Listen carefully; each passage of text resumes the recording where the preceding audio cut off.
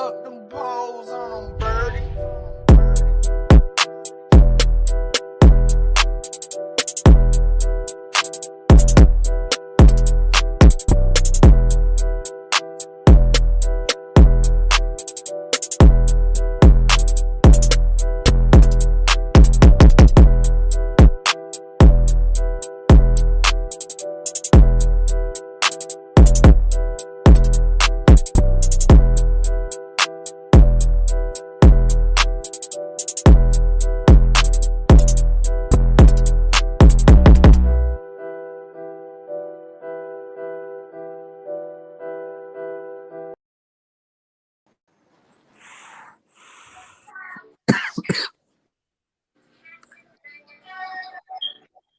Yo, what's good, everybody? We're back. It's been 2 weeks. We've all been dealing with stuff. Obviously, everybody knows what's going on. First and foremost, rest in peace, my guy JJ. Secondly, rest in peace, Franco Harris. The NFL lost a legend today. With that, we'll get going. Like, subscribe, and share. You guys know the deal. Comment. I'll put your comments up. If you guys want to hop on, let me know. I'll send somebody a link. Just don't be talking all crazy. Well, you can talk crazy, but your turn. Let's jump right into the recap of last week. So, Jake, go ahead with the first game. All right. As of last Thursday, we have 49ers, Seahawks, and Glock Purdy 2 weeks in a row gets it done. 21-13 Niners. Get the Glock, get the Glock, get the Glock. Glock Purdy snapping. Now, I said they were still going to be good. Nobody else believed me. Niners are probably the most complete team in the NFL. Coaching, special teams, offense, defense, it's almost insane to think about how easy it is for them to interchange pieces in that offense too. Mm-hmm. I said this for does that mean their years. offense is QB friendly? Absolutely. All right. And they don't run RPO, do they? I mean, they can now with Purdy. They couldn't do it with Jimmy. Q said Brock's studies playing his role perfect. I agree. He doesn't have He's to throwing 2 tutties in each of the games he started, right? Yeah. At least 2. That defense is scary.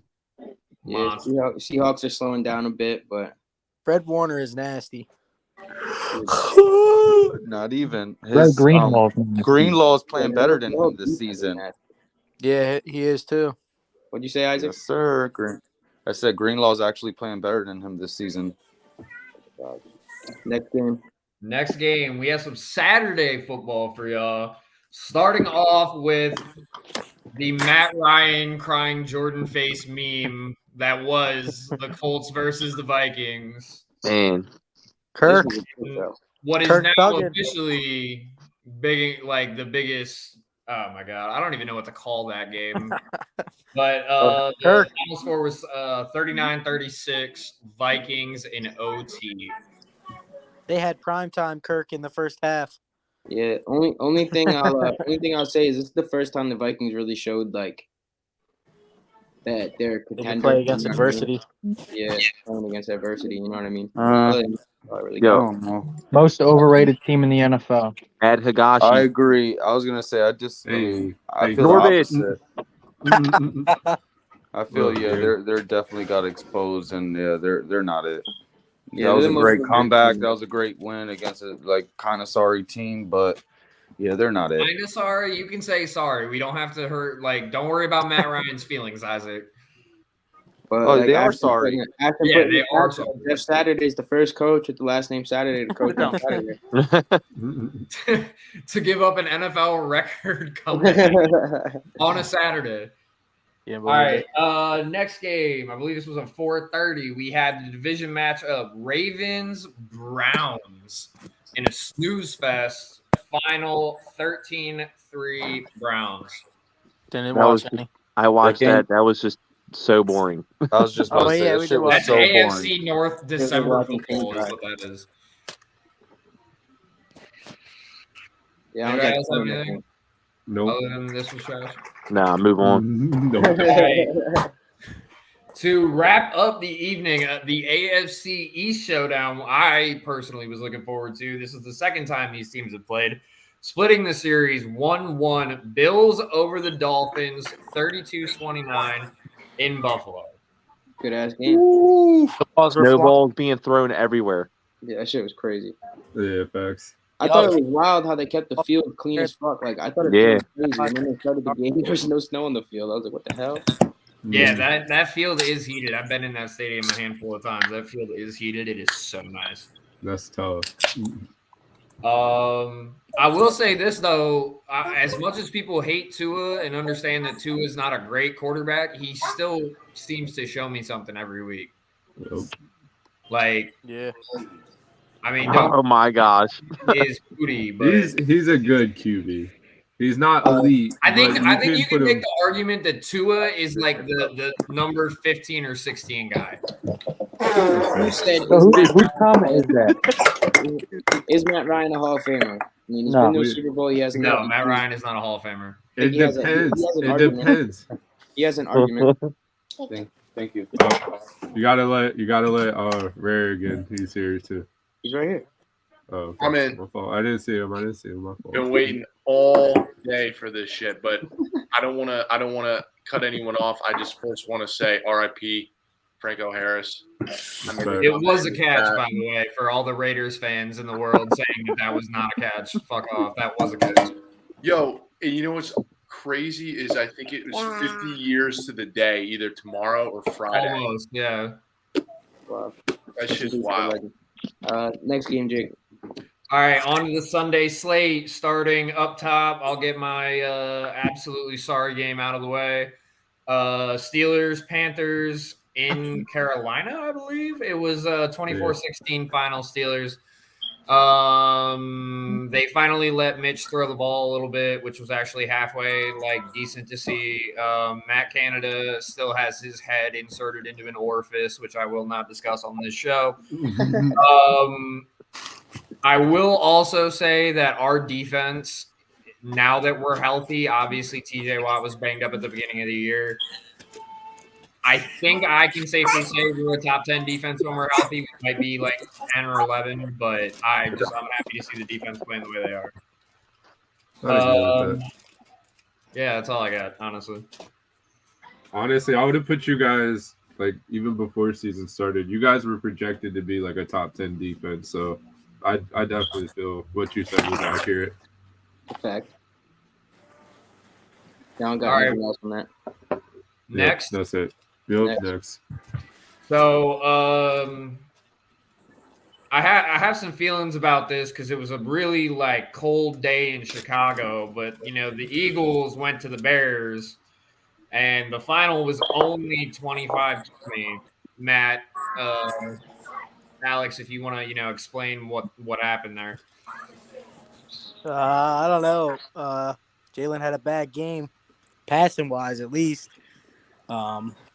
But it had to happen. Me and Matt were actually talking about that. When is his bad game gonna happen? And it was fucking Sunday, but he still ran for 3. Still definitely put the team on his back, and we all know he got fucking hurt. But he was still out there dropping dimes. After that, he threw a 68-yarder to AJ a fucking dot, and just found a way to win. Defense stepped in. I'm gonna let the new guy Dave handle this. I mean, yeah. So I will say candidly, I missed the first half. I was busy. I caught the second half. I saw that he had 2 picks.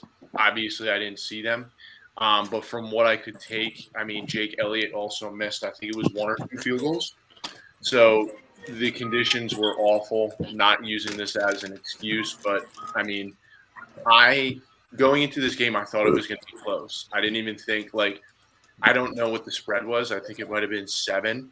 I thought we were winning by a field goal. I mean, I thought it was a classic trap game. I think Chicago is in a lot of close games. Their schedule is kind of misleading. They're a better team than the schedule shows. And that was our first time playing a scrambling QB too in a while. Yeah, I think honestly, I thought going into this game, Jalen Hurts might have a couple picks or at least 1. I was kind of a little upset at our scheme that we didn't run the ball more, and that kind of falls on the OC there. But all in all, it's. I mean, all you guys play football. You understand. You find a way to win, right? At the end of the day, that's what matters most. That's what people talk about, right? Like, not to jump subjects at all. I'm not trying to do that. But like, you look at the Giants game. Obviously, that was pass interference on the Washington Commanders. I don't even know who it was. Was it Terry? Was it Scary Terry that he did the PI on? No.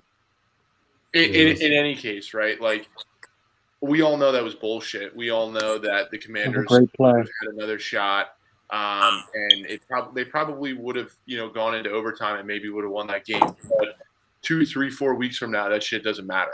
Right? Like, a win's a win. That's what goes in the record books. So all in all, I thought Jalen Hurts. I'm not worried at all. I think he had a shitty first half, but I think he corrected it, and that's the sign of a complete football player.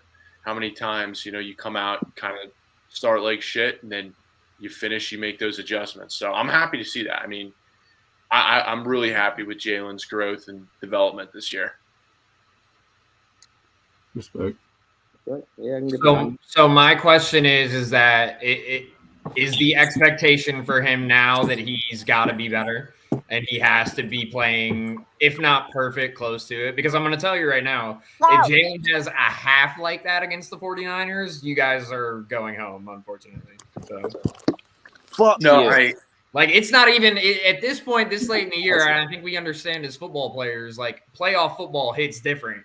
Like, Fred Warner, Dre Greenlaw, and like, it's not going to be like, I think the weather did play a huge factor in it. He wasn't. It was the wind was fucking blowing, and if we get the 1 seed, we're in Philly, so fucking he's used to that weather. Because the one ball he fucking sailed. Because I don't know if he threw it into the wind. Man, the Niners will beat y'all ass anywhere. That's crazy. I'm just saying, bro. That team already been to the Super Bowl. That quarterback draw was fire. His quarterback whole team been to the Super Bowl. Yeah, that was a good check. That was gas. That was a great check. What I'll say about it is, to wrap it up, though, I think we all agree it was an ugly win for the Eagles. Yeah. Yep. Yeah. It was a gritty win. Hell yeah. Win's a win though. But it's a win. You're right. It's a win. That's all that matters. And y'all got what? 12 of them things. 13. Come on. 13 of them things. Yeah. So. I mean, y'all right now are like number one in the NFC, probably favorites to win everything, so if y'all do, just saying, everybody had, every Super Bowl team had a fucking bad win throughout their season, so. Talk to me nice.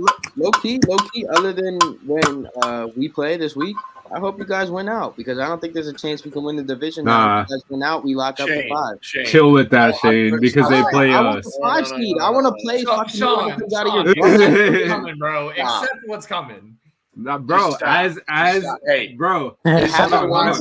out. The fact that we lost this week gave them the division. Why would I not try to get the 5 seed and play the worst team, the worst division in football? What do you mean? A couple weeks ago, you was ready to throw your whole team in the garbage. Exactly. Kenny got good. Just because y'all started winning, don't come talking to me like y'all in a different league now, bro.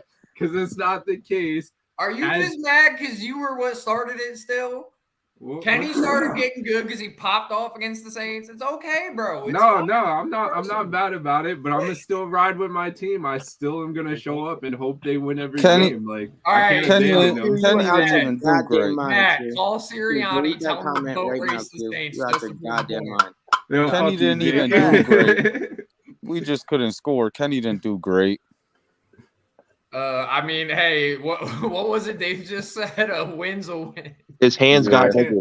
I can't argue with that. A win is a win. His hands. All right, well, hey, guys, speaking of you and Sean, we got Saints Falcons 21-18 final.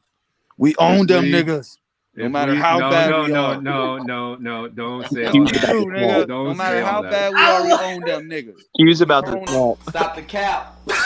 Stop the cap. That's correct.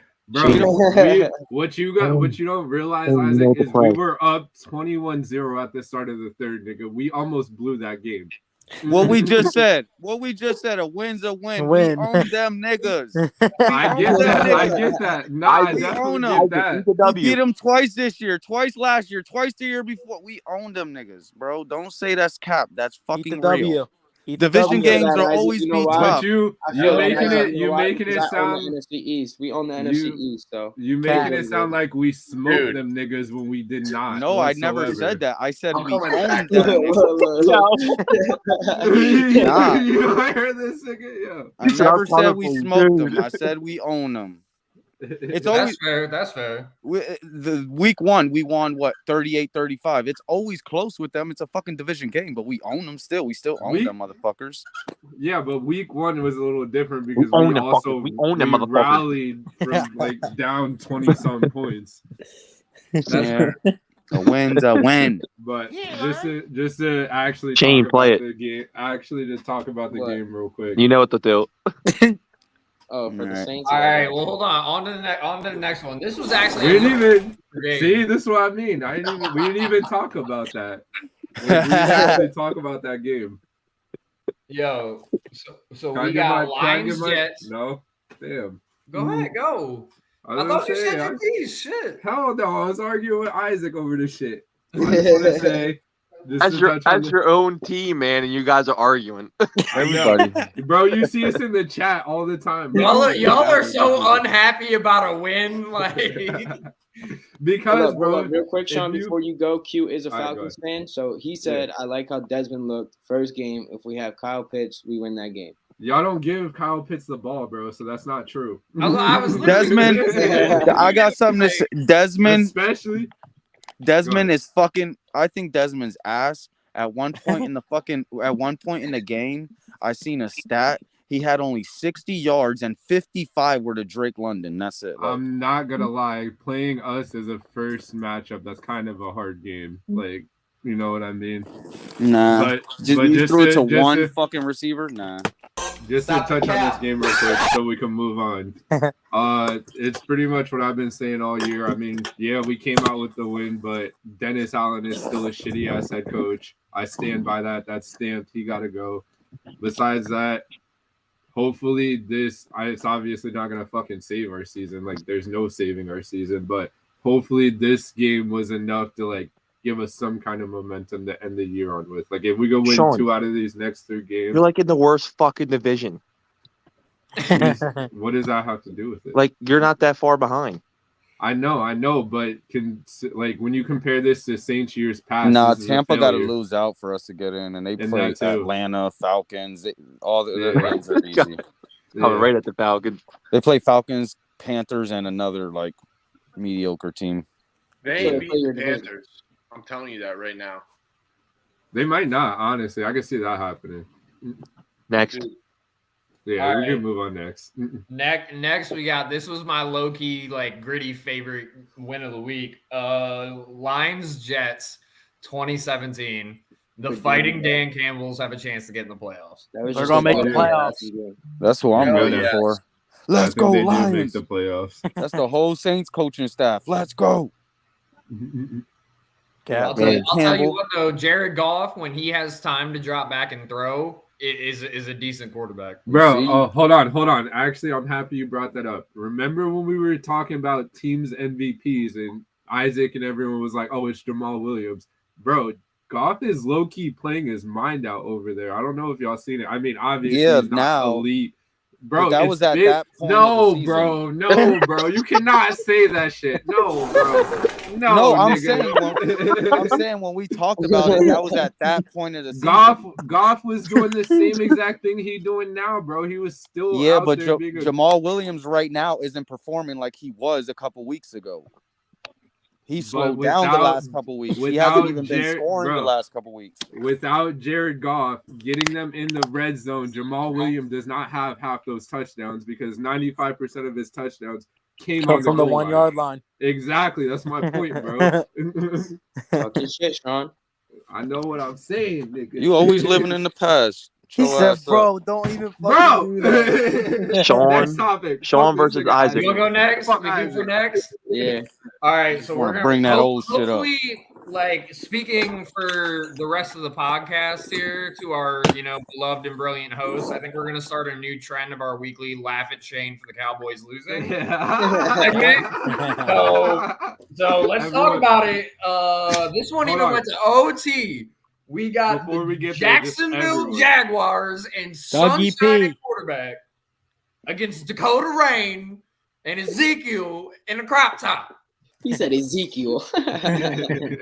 No, all right. So here's what I'm gonna do. Explain yourself. I'm gonna talk about the game. So when me and Dave go at it, I'll dive into all that Dak shit, but I'm gonna talk about the game right now. So right now, I think it starts now. I'll simply say the Jags came to play, bro. They beat us. We played sloppy game. We've been playing sloppy complimentary football for the last 3 weeks, and that's just a fact. Any Cowboys fan that's not admitting that is just lying to themselves. We're not playing good football. There's individual players playing good football, but we're not playing complimentary football. That's why you're seeing it come back to bite us late in games. When we're blowing teams out 40-3, you're seeing both sides of the ball go absolutely crazy. We're playing complimentary football. Our special teams has been dog shit. I don't know what the fuck Cavante Turpin's doing, but Get him out of there. Put Tony Pollard back. So hold on real quick. Just Shane, while you were on that blowing teams out by 40, you do realize the teams that you put 40 on have a less than 500 record combined? Well, the Vikings are 10 and they were talked about more than the Eagles blowing out playoff teams. I mean, I'm just saying there's always seems to be a double standard with Jerry and the boys. So there's media that surrounds our team. That's why the Cowboys are always in the media. I can't speak for that, but that's just Jerry Jones being a good businessman. He bought a team for $4 million and turned it to a multi-billion-dollar organization. There's a reason. All right, so come playoffs, right? Say your offense is on fire in the first half, and then come second half they can't score. Do you still trust your defense to finish the game? The way they're playing right now, no, we're banged up. Kelvin Joseph proved that he isn't ready. Isn't most of your guys out for the year though? Jordan Lewis and Anthony Brown are out for the year. Yeah, big hits. Damn. But we took we went and picked up Mackenzie Alexander. We picked up a bunch of guys that we played serviceable downs in the NFL. Yeah. Some of them were first-round draft picks. They just never really panned out. The Cowboys have a way of turning first-round draft picks into something. Mackenzie Alexander was last season. He was first-round pick, wasn't he, or early second? What happened? Wasn't Mackenzie Alexander a first rounder? He was like the 17th pick in the first round or some shit. First rounder, but he's trash. Bro, he's better than Kelvin Joseph at this point. Like, did you see what Zay Jones did to Kelvin Joseph? Oh my God. He's not better, bro. Watch his film from last year. There's a reason. Anyway, Deron Bland balled the fuck out. Yeah. I talk shit on LVE all the time. I think he's a liability on our defense, but him getting hurt, I think you saw the fact that he is the veteran in our linebacker room. I like our young linebackers, but LVE brings a veteran presence that we need. He's kind of like our Sean Lee, if that makes sense. He's not as good as Sean Lee, but if you guys remember Sean Lee for the Cowboys, it's kind of the presence that he brings. Penn State. That's kind of where I'm at there. Other than that, yeah, the Cowboys just didn't play good complimentary football. Our offense was buzzing. My big gripe about the offense, I don't think the player on the offense, I think it's Kellen Moore. Look what we were doing with CeeDee Lamb when CeeDee Lamb was in motion 80% of the time. We smacked people. I haven't seen CeeDee Lamb in motion in like 2 weeks, bro. We abandoned the run. Zeke and Pollard combined for 150 yards. We didn't give him the ball in like the third and fourth quarter. We were forcing Dak to throw the ball against a fucking defense that was playing a shell coverage. Yeah. You know what I mean? So that's not and Dak was still balling out. He was 15 for 16 in the first half, 150 yards, 2 touchdowns. He was playing lights the fuck out. I'll say this, Dak did hurt us. He let the Jags come back into the game. That one throw was absolutely horrendous. That one is entirely on Dak, the one where he airmailed Dalton Schultz. You got to take a sack, get down, get what you can. That one 100% is on Dak. He needs to eat that ball. That's a bad ball. Other than that, our playmakers just didn't make plays.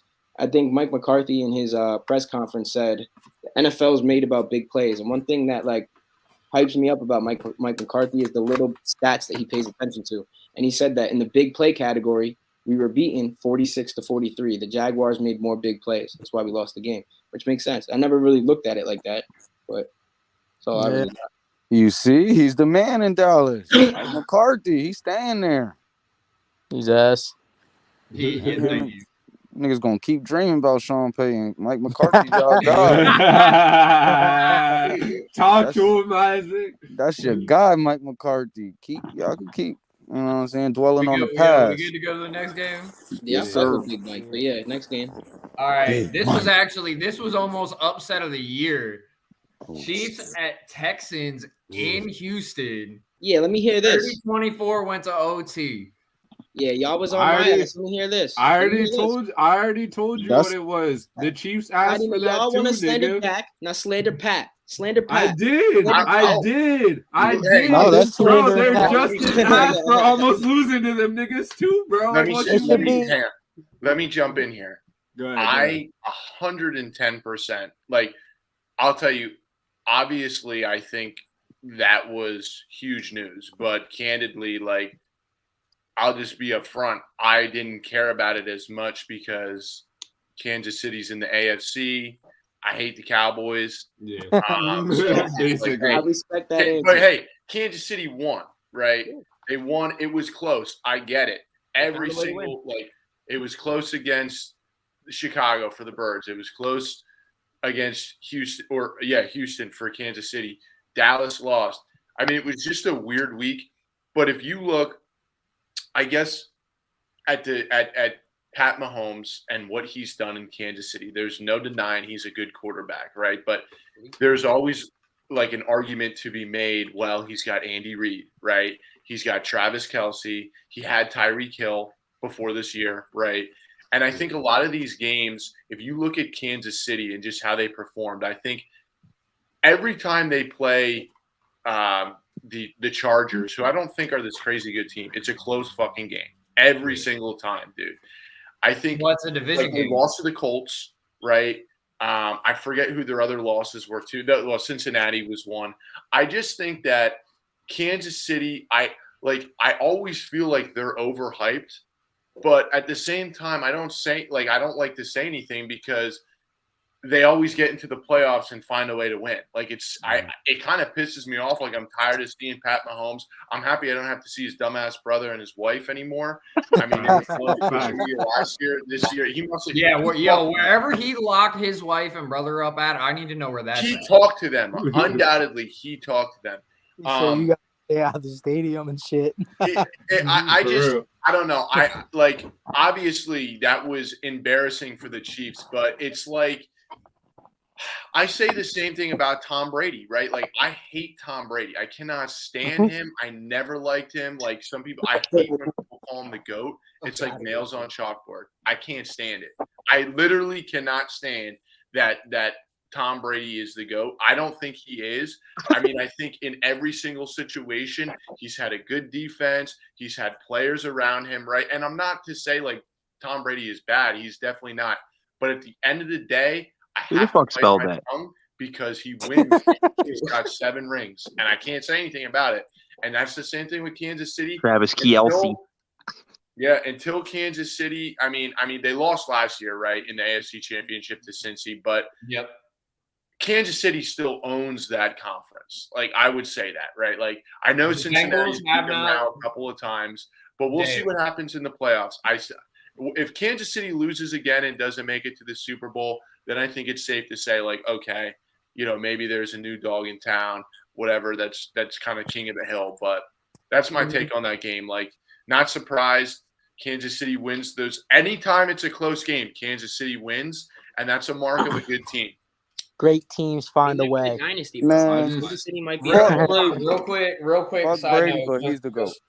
Piggybacking off of Dave's point, the Bengals have not lost to the Chiefs in any game that Joe Burrow has started. Yep. So you can almost say in a way that the Bengals, or Joe Burrow rather, is a little bit of Mahomes' kryptonite right now. Since he's great, man. I honestly, like, I don't know. I think everyone was, like, so focused on the AFC, and they're like, oh, the AFC is juggernauts. You got the Raiders, and now they got Devontae Adams, and you got the Chargers are going to be good this year, and you got Kansas City, and you got Russell Wilson going to the Broncos, and, like, all this shit. And, like, I honestly, the AFC does not scare me. I don't think the AFC, like, I think that the top end of the AFC is petrifying. But go ahead.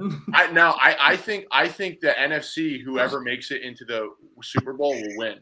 I think you look up any matchup. I think San Francisco. I think San Francisco beats Buffalo. I think they beat Cincinnati. I think they beat Kansas City. I think they dog shit on the Ravens. I think the Eagles, it could be a little bit of a toss-up because the defense, sometimes Gannon is suspect with his play calling, but the Eagles have been dominant, right? They're 13-1. I mean, if the Cowboys will never make it there, so we're just going to say But who's the Vikings. I'm surprised Shane didn't start kind of running over. There he is. To be honest with you, I think I really like the Lions. You know who the teams I really like in the NFC? I like the Birds, obviously. I like the 49ers. I can't Dallas is good, right? I got to put Dallas on that list. But I like the Commanders and I like the Lions. I think if Detroit makes it, depending on who they playing, they could. Detroit might ruin somebody. Yeah, 100%. I agree. Detroit could be an upset, and that's why, listen. Me and Shane going at it, whatever. Like the Cowboys, they might send the Cowboys home. Mm-hmm. I know we're gonna discuss this later in the show, but here's the thing. I just think, what was it? It was longer. It was maybe 3 years ago. The Ravens were the number 1 seed. Lamar Jackson, he got the MVP. It was the 2020 season. Got bounced first round in the playoffs, right? And that's why I think the Eagles a lot of this time, I'm just talking shit to get on Shane's nerves and shit. But honest to God, the Birds need to win. You need to win in the playoffs. All this shit doesn't matter. You need to win in the playoffs. Point blank, period. And I guess we kind of got down a rabbit hole a little bit, but I think the NFC I like the teams in the NFC better than the AFC. I really, truly do. But like I said, these weird AFC teams, they find a way to win. They find a way. So that's fair. I mean, we can discuss that also later in the show of just teams that we think would be good matchups at cross conference. Anyway, next game we had Broncos Cardinals. No Kyler, no Russell. Skip that shit. Skip that shit. Fuck out of here. We had the game. I'm calling this the game that should get Jacoby Myers banned from the NFL. Patriots Raiders. Raiders win 30-24 in what might be this dumbest play I've ever seen outside of Leon touching the ball for the Cowboys. That's exactly what I'm going to say about that play. My bad, John. Go ahead. All I'm going to say about that play is someone needs to go investigate him for that because they banned Calvin Ridley for betting on games. Bro, he had to throw that fucking game. You cannot convince me otherwise, bro. That shit was atrocious. Bag on their defense. He had to, bro. He had to. He's like, let me throw this shit right to Chandler. Yeah, bro. Yo, the Jacoby Myers thing was bad, but what the hell was Stevenson doing tossing it back to him? Three defenders right behind him. I put that on everybody. They had PTSD Mac from the Jones Miami got Miracle. fucked up. They saw Kenyon Drake running down the side. That was a better attempt than Brady, though. That motherfucker Mac Jones got a stiff arm. He curled up in a ball. He curled up into the field. That nigga put his shit in the dirt. Say the ball got to Mac Jones. What the hell you expect Mac Jones to do with that thing? That shit. All I thought about was the picture with him with the cigar after he won the chip with that belly out. Who was you trying to tackle with that belly? I mean, Ashton, you make a good point though. Even if Mac Jones catches that ball, he's got Chandler Smith less than 2 feet from him. Where the fuck is he really gonna go? Regardless, he was getting smacked either way. He got put into the dirt from the stiff arm. If he catches that pass, he dies, bro. I know Bill lost his fucking mind. Lose it, bro. Bill Belichick is walking around that building like, I ain't got time for these kids. Fuck Bill. He was probably like, that's it. I'm fucking done after this season. Patriots, fuck Bill, fuck Tom Brady. He was probably you know what it is, bro? He got his dog doing his drafting for him. That's why they don't have any talent on offense. His dog's drafting receivers. Dude, Word, And what the fuck wrong with his dog? Keep in mind who their OC is. That does not help them whatsoever, bro. Yeah. They got a defensive coordinator calling offensive plays. He fucking sucks. That's you know what that is? That's some GFA shit right there. He said the Jeffa. I was about to say, I ain't never heard somebody say GFA. That's some Matt Canada shit. All right, next game we had. This was actually a little bit of a surprise to a lot of people. Titans Chargers. Chargers pull it out 17-14. That's a surprise too. For the year. I think they're both bums and pretenders. That's Daniel's out for the year. Here's my thing with the just Chargers. all hype. They're not going nowhere. It's the same thing with the Chargers. Their OC got to go, bro. You have one of the best talented or the best armed QBs in the league, and you're throwing checkdowns every play, nigga. Chargers, you gotta go, does the offensive coordinator need to go, or does Brandon Staley need to go? No, I think I was about to Staley say needs the to head go. coach needs to go. Staley needs to go. He sucks. He's just wasting Herbert's career. Yeah, they do this shit every year. It To could be be honest, both. it's then. not the Bro, OC. if you think about it though, it's right on brand with the Chargers. When Norv Turner was with the Chargers, he had LT, Phillip Rivers, Antonio Gates, and did nothing with those teams, bro. Yep. Yo, the Think about Chargers it, were better like, under there's Anthony no Lynn. comparison, but you got Herbert, you got Eckler, you got Hey, Keenan my boy. Allen, you got Mike Williams. My boy Drew Brees took him to the AFC Championship, though. Yeah. Yeah. And what he happened? did that, Just though. out of curiosity, Isaac. What was What that? happened? 2003. The GOAT beat fucking him. smack. The GOAT beat him. I hope you're not talking about Tom Brady. Hey, Never call that man the GOAT. he's Never. the fucking. I hate him, but he's the GOAT, nigga. No, Numbers he's don't not. lie. Hey, rings talk. Dude. Numbers don't lie. Speaking of rings talking, hold on. We'll go to the next game. Speaking of the Bengals that Dave loves so much. We got Bengals Buccaneers 34-23 and what might have been the most dangerous second half I've ever seen the Bengals play. Well, first off, yo, Gianni, did you guys see the interview with Gianni Bavard or whatever? Yeah. Oh, That shit yeah. was No, fucked up. yeah. That shit was disrespectful. Now, Disrespectful, bro. but other than that, I mean, y'all seen that play too, right? No, I didn't get to see that play actually. Shit was terrible. I think the Bengals might go on a little run here. They might. I don't know. Yo, Bengals might sweep the rest of the division out, and I think they play one other like playoff contender before that, but they might win out for real. No, the Bengals are tough. They started off slow, but they tough. They did this last year. Shit about us beating the Bengals. You guys were trying to say they were one of the worst teams in the NFL, and I told you they were going to end up making playoffs and going on a run again. I just want to throw that out there. Okay, next. No, I don't think they'll make it to the Super Bowl again, but they're gonna make a run. I think they will if they have to fight. If they somehow get past the Bills and Mahomes, yeah. I mean, if they face Mahomes in the AFC title game, I think Joe Burrow beats him again. I think Joe Burrow keeps the streak going. I think Joe Burrow might literally be the only thing that can stop Patrick Mahomes. I think it'll still be the Bills in the AFC. Hey, I don't think so. I don't think the Bills will make it. who's the sleeper in the? Josh Allen, Who's with the Josh Allen sleeper in hurt, the I don't think AFC? he can bang with the Bengals. Sleeper in the AFC? We pretty much all agree the Lions is like Jags. the sleeper in the NFC. Who's the Jags. sleeper in? I was just about to say Jags. Jags. Jags. Yep. Yeah. Dougie If P. they make it, they can make a run. I don't think people, That's another wild card team that I would hate to see. Yeah, I don't think they think can make a people run. realize how good the Jags are playing right now. This Like, motherfucker Trevor Rayshawn Lawrence- Jenkins had 18 tackles and 2 interceptions. Yeah, bro. Kidding Yeah, me? he was going crazy. That's some Tough. Jeeva shit. I shared Fucking it. y'all I up. shared The it. crazy thing is the Jags have drafted really well the last 2 years, especially like 4th, 5th, 6th round. They're getting a lot of quality guys. Matt, that's not no Jeepa shit. That's Zach Hoy shit. Heck yeah. But nah, All right. hold on. I just wanted to touch on this real quick. Like I was saying, I don't think people realize how good Trevor Lawrence has been playing. I mean, obviously, He's on fire. he had this shitty ass year with fucking Urban Meyer, but these last 4 weeks, like, he's thrown for, I think it was like 1,200 yards, like 7 TDs and an Yeah, interception he's or some completing shit. like in the last 3 weeks. They said he was completing like over 70. He is.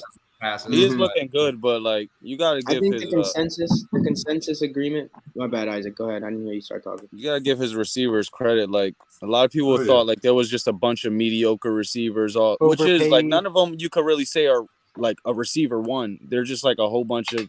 We all They have said a they bunch were of good overpaid. receiver twos, bro. But they're Right. playing good. Like their role, they're like I don't know, bro. Like everybody eats. Like it's fucking crazy. I like it.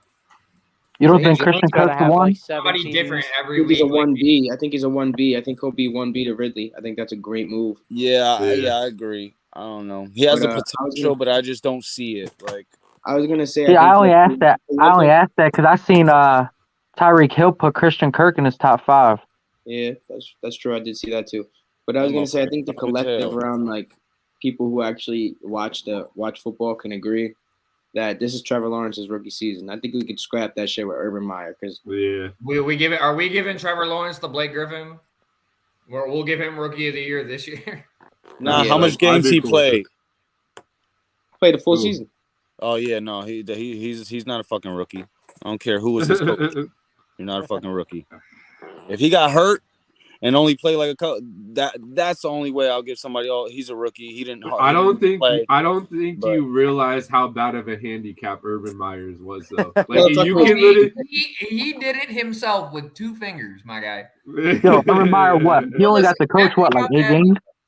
Yeah, like Rayshon Jenkins. They interviewed him and they were like, "What's the biggest difference from this year and last year?" And he's like, "I don't even got to think about that coaching, bro. Like, are you kidding me? Like, if your player is saying that, that goes to show how bad your coach was last year, bro." Yeah. All right. Next. All right, Ashton. We got Giants Commanders 20-12 final in the Sunday night game. So are y'all gonna make the playoffs or what, dog? Like, what's the 4-1? You're missing it. I mean, Giants got a chance to clinch this week. Bro, yeah. Now, I don't see it happening, but we win one more game, I think we in. You think Who y'all play this week? The Vikings. Please beat them. Hold on, I'll get there. Hold on. I'll get there. But, nah, I mean, this whole season, we haven't got to see our whole starting D-line until this game. Before this game, they only got to play 12 snaps the whole season, all 4 of them together. So, also, Sexy Dexy was great, by the way. Yeah, now, with all 4 of them together, it shows that we have a promising pass rush. It was something that we've been lacking for years. And, you know, Landon Collins came in big for us. Our secondary is struggling. But other than that, it was nice to see our O-line didn't give up a sack, you know, to fucking Washington's defense, who has a good pass rush. Daniel Jones played good. And, you know, Saquon did his thing. I don't got much to say about it. You know, I expected it. I thought we were the better team 2 weeks ago. Respect. That's fair. It was good. It was a good team. I just want to point out, how about that shit with Scary Terry and the fucking ref? That was terrible, bro. Yeah, that was terrible. That game was rigged. I hate to say it, but bro, when something like that happens, you have to question. Is this game authentic? Because you literally see in the video, not only does he check once, he checks twice with the ref. Yeah. The ref is, you're good, bro. As And soon then as the ball was immediately, snapped, he threw it. So Yeah, hang bro. on. I will say I want to make a comment about that specifically. So I was Good. listening to Philly Sports Radio and they were commenting about that. So they said the penalty might have been that he was moving as he checked the second time and a man was in motion. So I don't know. Yeah. I mean, I'm going to be honest with you. I was a fucking guard in high school. So I don't know any of that shit, how many people got to be lined up, whatever, right? I know, you know, it's a stupid penalty. Yeah. But I will say this. I agree with you, Sean. I think that was like, because he definitely checks. And it could have been that the ref, like maybe the ref was telling him to like move. I don't know. I think it was fucked up. But they said a possible explanation for that was maybe because he was moving at the same time the guy was in motion. Okay. Yeah. Which Look, The only thing the only thing I'll say about the penalties is, I mean, the Darnay Holmes on Curtis Samuel. Everyone knows that's a pass interference, Yeah. but Yeah. it didn't Bro, get hold called. on. So in my Time out. book, it's a good play. Time out. I just want to say this. So It's not a flag if it ain't called. They didn't Exactly. call that a flag, but in our game, Tyrann Matthew literally played perfect coverage on the receiver, did not like interrupt his route or anything, and he got flagged for pass interference, bro. Craziest shit I've ever seen. But the thing is all year you watch the Giants games and you see us get like refs are nitnacking at shit that we doing. You know what? Nitpicking and shit. Like it was nice to see finally like, all right, we got one to go our way.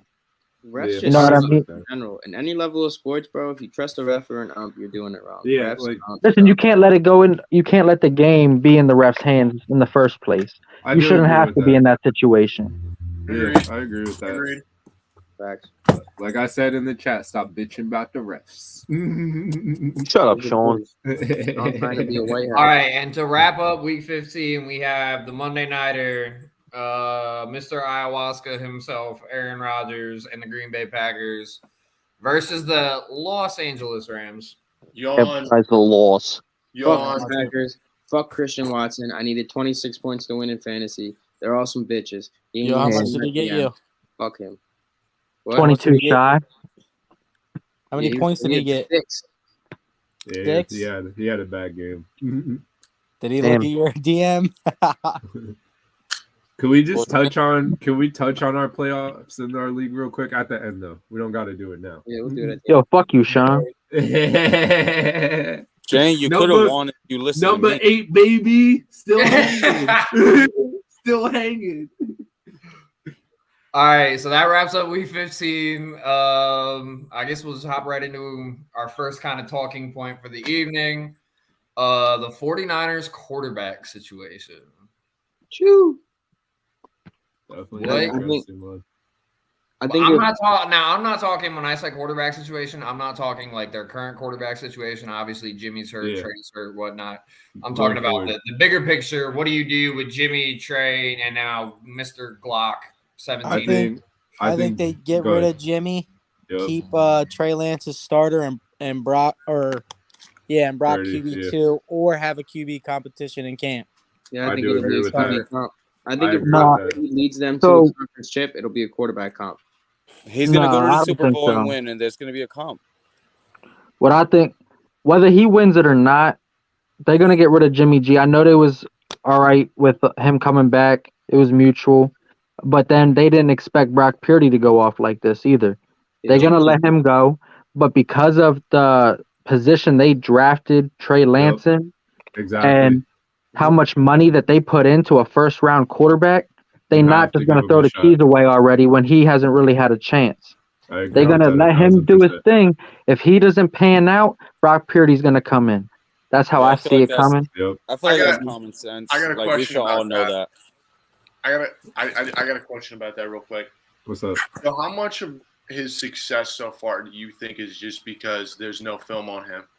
I mean, I don't even 65%. I can give you a number. I'd say 65%. Jalen Hurts, right? Remember when he came in and Carson Wentz's ass was benched back in, was it 2020? And he went off against the Cardinals, who were really good that year. And we ended up losing the game, but I think he brought us back. I mean, it was an insane game, right? And I think he closed out the rest of that 2020 season. The Giants fans were pissed at us because their 5-win team couldn't make it to the playoffs because we purposely lost. I think it was Dallas. And Doug Peterson had us purposely lose. And, Jalen Hurts. Then they put in like McCown or something in that fucking game. I forget what it was. They even took out Jalen Hurts. But then the next year, Sudfeld? Sudfeld, that's what it was. Then Jalen Hurts the next season, right? Like it wasn't like he was awful last season, but he wasn't like we definitely had questions in our quarterback spot. We're like, okay. And I attribute that to there was more film on him. He was a young quarterback. Defensive coordinators make millions of dollars for a reason. So they knew how to rattle him. And I feel like the same thing's going to happen with Brock Purdy. Like I think San Francisco is still going to be very good. Don't get me wrong. And Brock Purdy, I mean, we'll see what he's played 2 games. But what's going to happen when, let's say, he goes up against a hungry Lions team, right? And I don't know, right? Or the Eagles in Philly. I mean, you know how Philly fans are. Like, you're not playing at Iowa State, dude. You're not out in San Francisco. You're not in Seattle where everyone's holding hands and singing the fucking Kumbaya. You're in Philadelphia, right? It's time to stack up. And I think it's going to be, I don't know. You said 65%. I mean, that's over half. That's over half. If they play the Eagles, right, that's in what, like 5 weeks maybe? Yeah. You got 5 weeks of additional game film on them. That's 7 weeks total. I mean, it's close to half a season. I don't know. We'll see what happens. But I agree with what you said. I think Jimmy G's gone. I think you keep Brock Purdy. You have a quarterback comp if he does make it that far. But I think his success will last a couple of games. But I think you'll start to see he's going to fall back to earth in the next couple of weeks. Let me touch on. Go ahead. I was going to say that's what I'm going to do. I get what you're saying, but my thing with him is it's not like he's out there playing absolutely insane right now. It's the team around him. Yep. Mm-hmm. That's what you would contribute his success to. Yeah. You contribute his success to. Eagles did not have a complete team at that time. Like I said before, this whole 49ers team already went to a Super Bowl together with a whole different back. They're good with. It's just, bro. Even years ago, fucking whoever's there, the team is. He just said. good. He said in the interview, he's like, "I'm just another cog in the wheel." Like he understands what to do. The fucking Super Bowl, like. So I don't. Been in the Super Bowl that's too, the though. thing. Like I was gonna say, I don't think it's the lack of film on Brock Purdy because he's been underrated his whole life. You know what I mean? He's gonna play with a chip on his shoulder regardless. But it has to do more with coaching, and I say it over and over about Kyle Shanahan and his offense is very QB friendly. You know, he's Kirk Cousins in Washington. He did it with Kirk Cousins. Got Kirk Cousins the most highest paid quarterback, fully guaranteed contract. Bro is ass, bro. And then you got he got fucking Matt Ryan to a Super Bowl. He ain't win. He ain't do much in it, but he got him there. He got Jimmy G to a Super Bowl. They didn't do much, but he got him there. You know, the thing is he takes these mediocre quarterbacks that don't matter where you've been drafted, whatever. He takes you somewhere. Like Brock Purdy, all he has to do is do his job. The 49ers built their team the right way. They don't pay for a high-end quarterback. They pay for a quarterback that can get it done. And they build the rest of their team with pieces that you need to win. Which I'm just going to butt in here and say that's pretty much what the Eagles have done too. I agree with that. Because Jalen Hurts is on the rookie contract, so they had the ability to build the team around him, which is exactly how we won the Super Bowl back in 2017 when Carson Wentz was still on that rookie contract and Howie Roseman pulled some strings, built the team around him. That's like the new wave of the NFL. You need, having a serviceable quarterback and having a team built around him. And that's what Tom Brady was so good at was he was never the guy, you guys always call him the GOAT, right? He's got 7 rings, no denying that. He was never a guy where he would say, you never heard, oh, Tom Brady, highest paid quarterback. Because it never happened. He would negotiate his contract so that there was more money in the cap so that they could hire or they could get some of these better players on the team and keep them there. But he also Tom Brady got his pay from another income. He has his own like personal trainers and shit or doctors and shit. And he had New England like basically hire his business for his doctors to work there. So the whole time in New England, he was it wasn't in his contract. He had a loophole, so he didn't have to ask for all that money. That motherfucker was sponsored. That motherfucker was sponsored by the niggas who named the stadium, Gillette. That motherfucker was on the lasers and shit.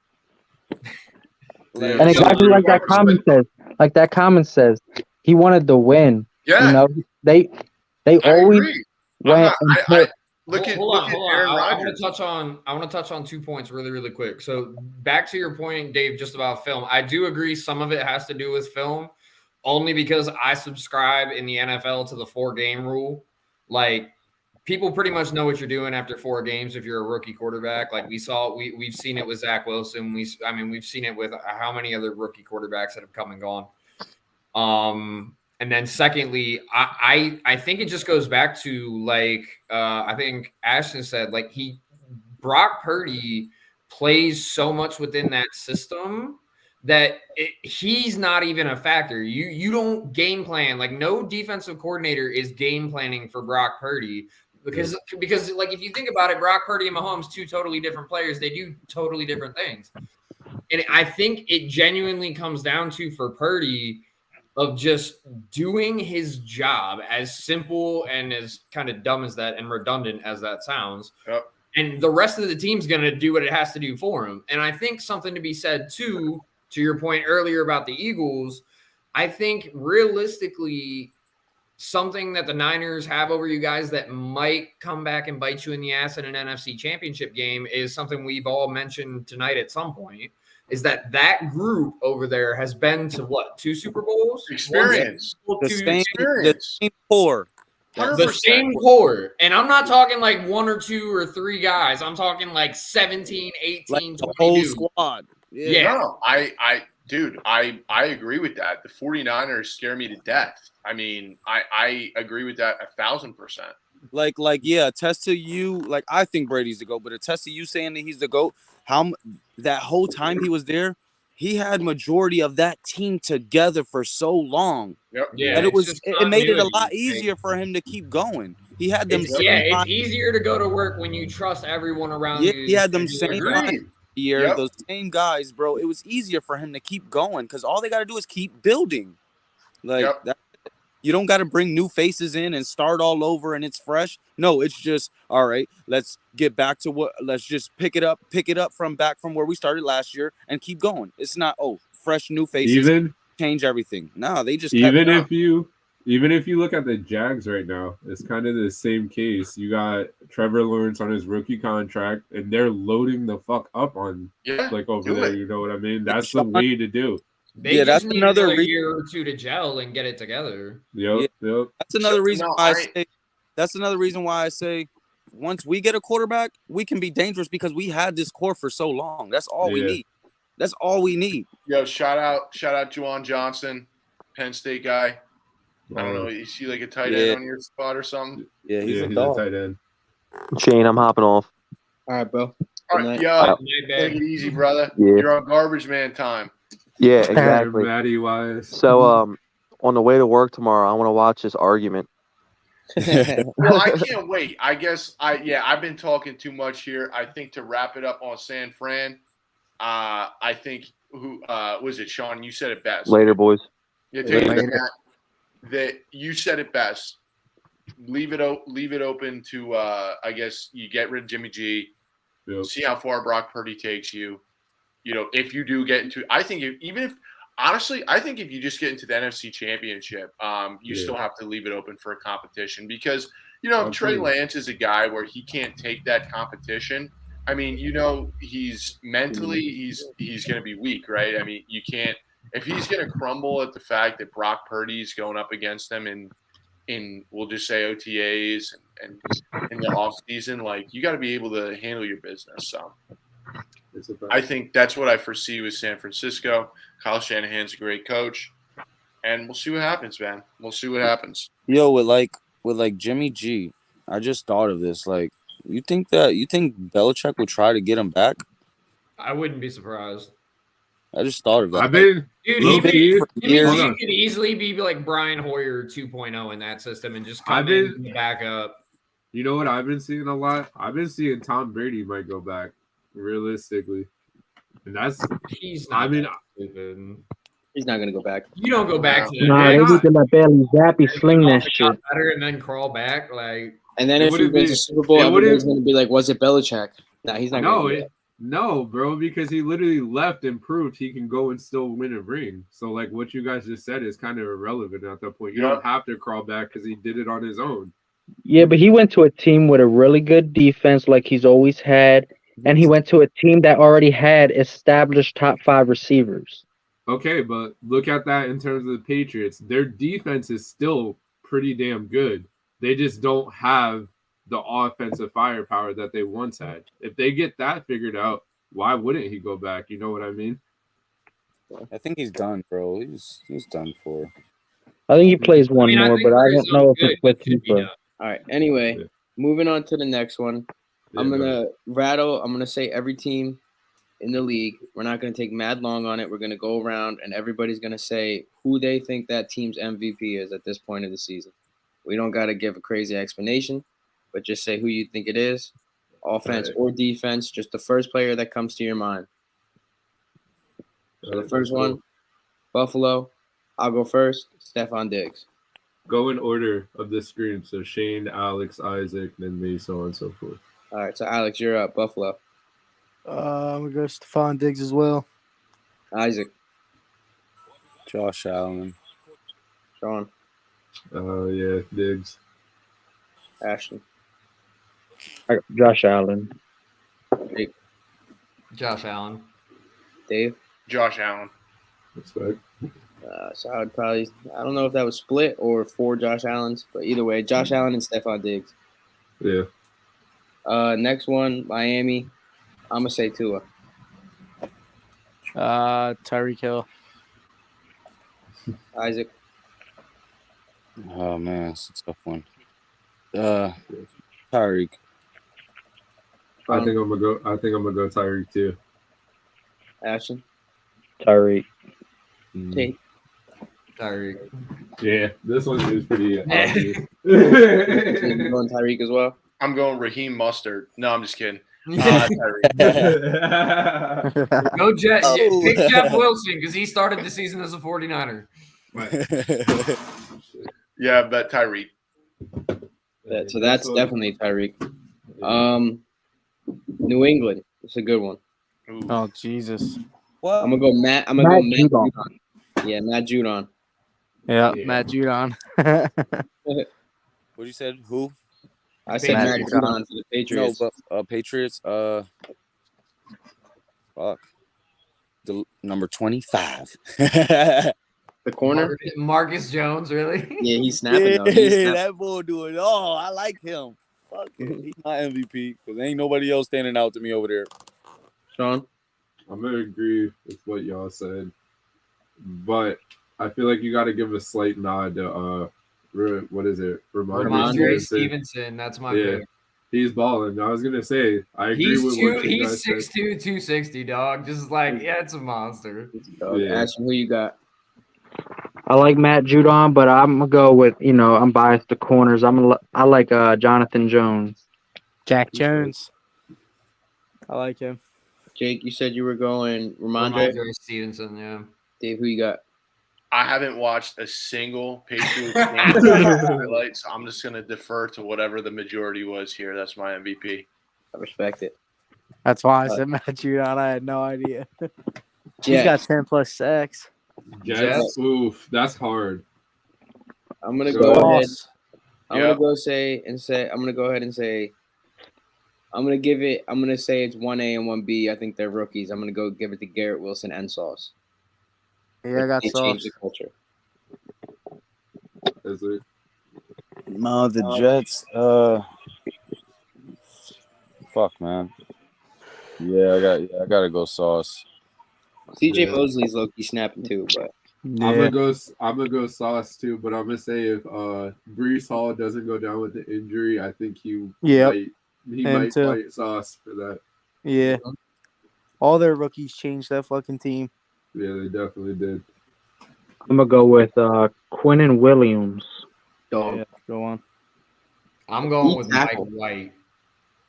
Mike White. Mike changing- White. Mike White, yeah, Mike White. Bro, Mike White's going to be the one leading this team, bro. I'm telling you. I agree. No, I agree with that. I definitely. Who? Zach Mike Wilson's White. about to be a really expensive backup here soon.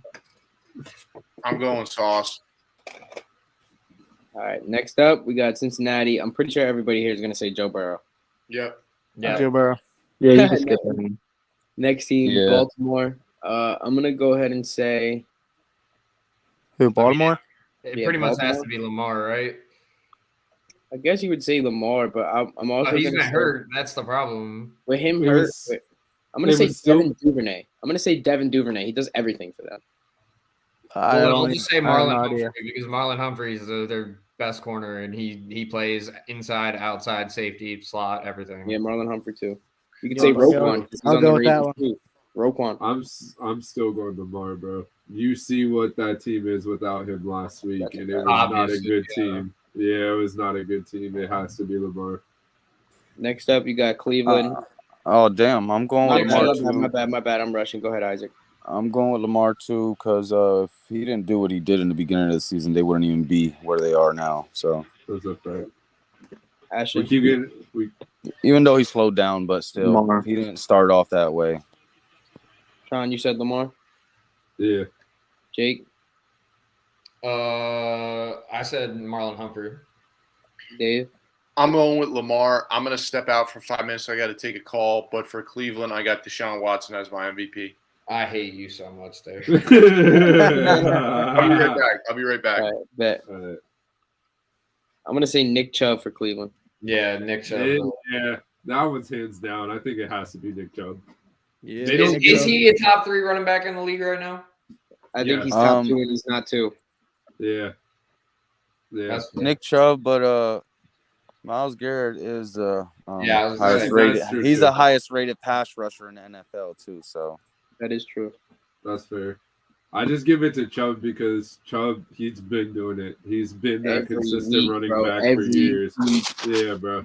The only time Chubb doesn't eat is when they don't give Chubb the ball. That's it. It's literally that simple. I don't know if I remember a time when Nick Chubb had a bad game.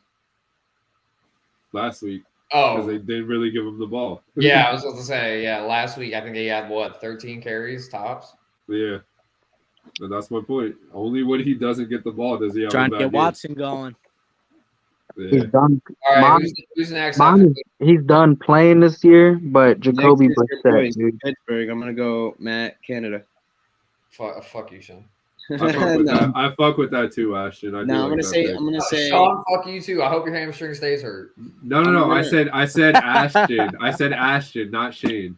I'm gonna say Minka. I think Minka is like your like your guys' fucking spirit animal. Yeah, for sure. Minka and Honey Badger is like a slightly bigger version of Honey Badger because he just plays all over the place. Going TJ Watt. Yeah. He's been hurt. TJ. Jake. Dude, I'm going with George Pickens, bro. Kid's a monster. Good pick. I was gonna go George Pickens. If only y'all would See? throw him the damn ball. That's what I was gonna say. How That's Matt like, Canada, bro. He only allows 2 reads in a play. He If just has y'all- George Pickens run go routes for fun. If y'all gave Pickens the ball more, undoubtedly he'd be the MVP. But like, he's not really going crazy. No, he'd be the Like, rookie he of the should. year. Oh, Yeah. he easily could be rookie of the year if they be Yeah. throwing the fucking ball. So That means you just should with not that, see less than 10 targets a game. I literally, oh my God, Ash and I just had this conversation with my boss today at work because she's a Steeler fan too. I'm like, he's got to get at least 10 to 15 targets a game. Even just hand him a jet 10 minimum. a screen, something. yep, Yeah, 10 minimum. Absolutely. Yeah. I'm going TJ Watt too. All right, next. Tennessee, Derrick Henry. Yep. Yeah, Derrick Henry. Henry. Derrick Henry. Jacksonville, I think I know where all you guys are going to go, but I'm going to say a name real quick, and he's on the defensive side of the ball, Foster Oluokun. But I was gonna say, hold on, I like you're moving too fast for one because I didn't even say anything for Tennessee. And like 3 But- people answer. Were you really going to pick someone other than Derrick Henry? Malik Willis? Facts. I don't. That's I see. another- It's hard. Hold on, I would, but it's hard because I don't really know their names. But their D line is low key nasty. I don't He's know. talking if about y'all- Jeff Simmons. He's talking about Jeff Simmons. Yeah, he's talking about Jeffrey Simmons. Because It's there not ain't even, nobody else you got to be talking about. No, Nobody else. Can y'all let me finish? God damn. No, it's not just Jeffrey Simmons. It's someone else on that line too. I just forget Bud his Dupree? name. Yeah. Maybe. Yeah, it's maybe. Bud Dupree. Oh, no, it's Harold Landry. Harold Landry's There it hurt, is, though. there it Harold is. Landry's been hurt all year. No, it's Bud Dupree. He wears the little sleeve, got the dreads. It's him, yeah. Yeah, he was a Steeler. I loved it. I loved Bud. I hate the Yep, fact y'all that's Bud Dupree. All right. I there like we go. Bud, too. All right, move on. Now we can go to the next one. Just keep going, bro. Keep going in order. We keep fucking He's that like- So, up. all right, so we're on the Three Jags people now, answer. right? Yeah. Well, I thought everybody was gonna go Derrick Henry. I wasn't expecting Sean to Shane be dying to go to sleep, huh? Fucking free. He's tired, buddy. Nah, I'm hungry, low key. But I feel He's hangry, nigga. Jags, I went Foster or Luquan. Where you going, Alex? Going Trevor Lawrence.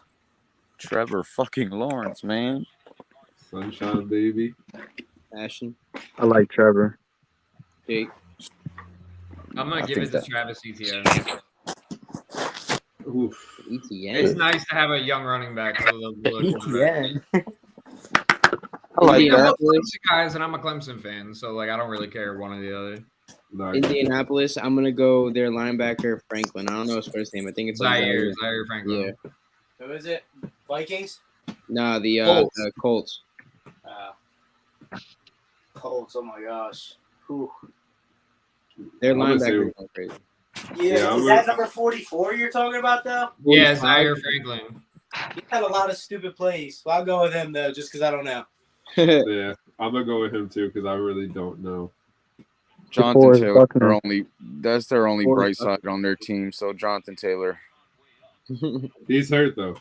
Yeah, Yeah, but for the year. he still contributed this season. So Yeah, I'm gonna go with Stephon Diggs just because he was a good pickup for them.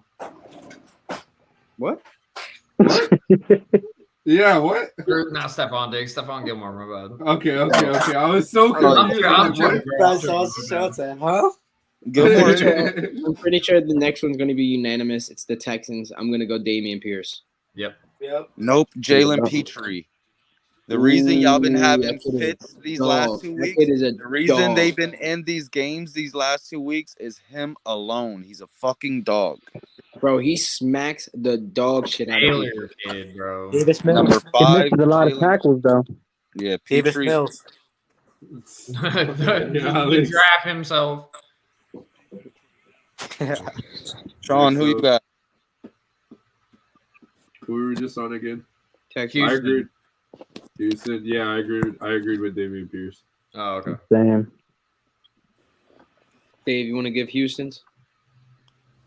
Dude, I don't know. I couldn't name a single player on the Houston Texans. Just I- agree with us. Running back. Sometimes I Running forget that organization even exists. back. Yeah. I got an MVP, Lovey Smith's beard. Yo, don't Respect. Dave, don't say that. They might cold call you and ask you to be GM tomorrow. There's no don't you know what I mean? I ain't moving to Houston. Houston sucks, dude. I do Texas in a heartbeat to be GM of the Texans. All right, next up, As long Kansas as I get a City. bag, shit. Kansas I'm out. City. I'm going Pat Mahomes. Yeah, Yeah. Pat Travis Mahomes. Kelsey. Yeah, Kelsey. I got I Kelsey. got Kelsey. I got Kelsey. Sean? Kelsey No, all the way. Pat. He's That's still the kinda best. hard. He's still remaining the best tight end in the NFL. He's not letting nobody take that away from him. Nah, I think I'm gonna give it to Mahomes too. But I meant to touch on this point earlier when we were talking about the recaps. How about fucking Jared McKinnon just coming out of nowhere and lighting shit up the last 2 Ending weeks? my fantasy season? Yeah, I know. Fuck that, dude. We're not Not talking only last week, bro. The week before, he put up ridiculous ass numbers too, bro. Like I don't know when he decided to become their offense, but He was That's good with what the they're doing. Vikings. Nah, Yeah, I I was gonna feel, say, he popped off a little bit with the Vikings. I Yo, feel like McKinnon's third in their team in receptions this year. nah, I feel Yeah. like it's because they have that rookie running back and they want to show him some love. But like he had this one game, it was like in mid-season. I remember it was like a Sunday night or Monday night game. I was watching the Chiefs game. I forget what it was, and fucking McKinnon went crazy. I'm like, bro, why isn't he like their main guy? He really got it to be. It's just they got that young guy, and he's all right. So they want to, they want to Pacheco. share that load. So yeah. but McKinnon's actually a dog. I didn't mean to take us off topic. Back to the topic. Did everybody go? Yeah, I think so. Yeah. Next, Chargers. Austin Eckler. Austin Eckler. Yeah. Eckler. Yep. That was kind of unanimous. I feel like you can't say anyone else. He's their whole offense. The Raiders. Josh Jacobs. Yeah. Yeah. Contract year, Josh Jacobs hits different. Yep. Josh Jacobs. Jacobs. And I like Max Crosby. That's my guy. But Josh Jacobs, of course. Josh Jacobs. Everybody And go? it's crazy. It's crazy when you think about it because Devontae Adams is still there, but compared to Josh Jacobs, he's not even a factor, bro. Josh Jacobs runs that show over there. This next one better be a defensive player. Denver. Justin Simmons. Justin Simmons. Patrick Kane. Passertain. KJ Hamler. Yeah, Passertain. KJ Hamler. And I'm going to change mine to the D lineman that cussed Russell Wilson out and they caught it on. He's the real MVP over there. He's the real MVP. He said what we were all thinking. He's the MVP for that. Here you go, Dave. You can give the unanimous answer for this one. Philly. Jalen Hurts. Yeah. Yeah, I'll AJ tell you Brown. what. I was going to say, I'm going to make an AJ Brown argument, but I do. Not to That's jump true. the gun. Not to jump the gun. You say I saw in the talking point we have if Jalen Hurts is going to win MVP. Like, what's his chances now with his injury? You can't win MVP if you're out for a game. So I'm gonna say it's gonna go to Pat Mahomes, most boring Why fucking can't you? MVP there is. He's got Travis Kelce helping him out. So I got for Jalen the Hurts. Eagles. For the Eagles, I got Sirianni. Sirianni. All right. Nah, I you can make respect that. like Jake said, you can make a case for AJ Brown because he completely changed the offense. Yeah, he did. Him and Zach Pascal are the only offensive additions this year. What about Yeah. Miles? Over 1,000 yards, 10 touchdowns. Hey, Alex, that nigga Sirianni calling those plays for AJ to make. See, I got Sirianni. If he doesn't get hurt, You said that you can't win MVP without missing a game.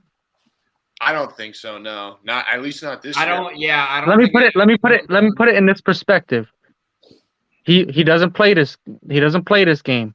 Say Dallas whoops y'all ass. That just shows you how valuable he is. MVP, most valuable player. Yeah. That only makes his case stronger. Hey, I picked the coach. We've never but seen the I'm Chiefs saying, without Mahomes for more than a game. I'm saying most valuable person, right? So I picked the coach, but I'm saying it because we could all sit here and say, all right, it could be Jalen, it could be fucking AJ. The fact that y'all balling as a whole team, I'm giving it to the coach. Like we said with the Jaguars, is a tough one. The whole team's balling, so you could give that to the coach too. Like I'm just giving it to the coach. Y'all all balling, so it's like, yeah, I'm giving Isaac. But like team Sean MVP, I like AJ. Low-key, if he doesn't playing get good, hurt, everything. you could argue Chauncey too. Gardner Johnson. Chauncey Gardner. Or James Bradbury. I mean, Christ, dude. That's what I'm saying. It's the coach. But next on the list, Howie the Roseman. Cowboys. No, Next it on the ain't list, fucking the Howie. Cowboys. The I coach got had him practicing right this year. I got they were CD. practicing right. CD Lamb, you got for the Cowboys? I'm gonna give it to Tony P, bro. I was going to take you, Pollard. because you know that's where I was going with it. Here's why Pollard. I won't give it to Tony Pollard, because I've seen Tony Pollard disappear. CD Lamb doesn't disappear. You got Micah Parsons. But we've had the conversation about CD. It's not Micah. that CD isn't a dog, but he could be so much more better if he was a dog. But he's taking the steps, bro. He had 7 targets, 7 catches last week, 130 yards.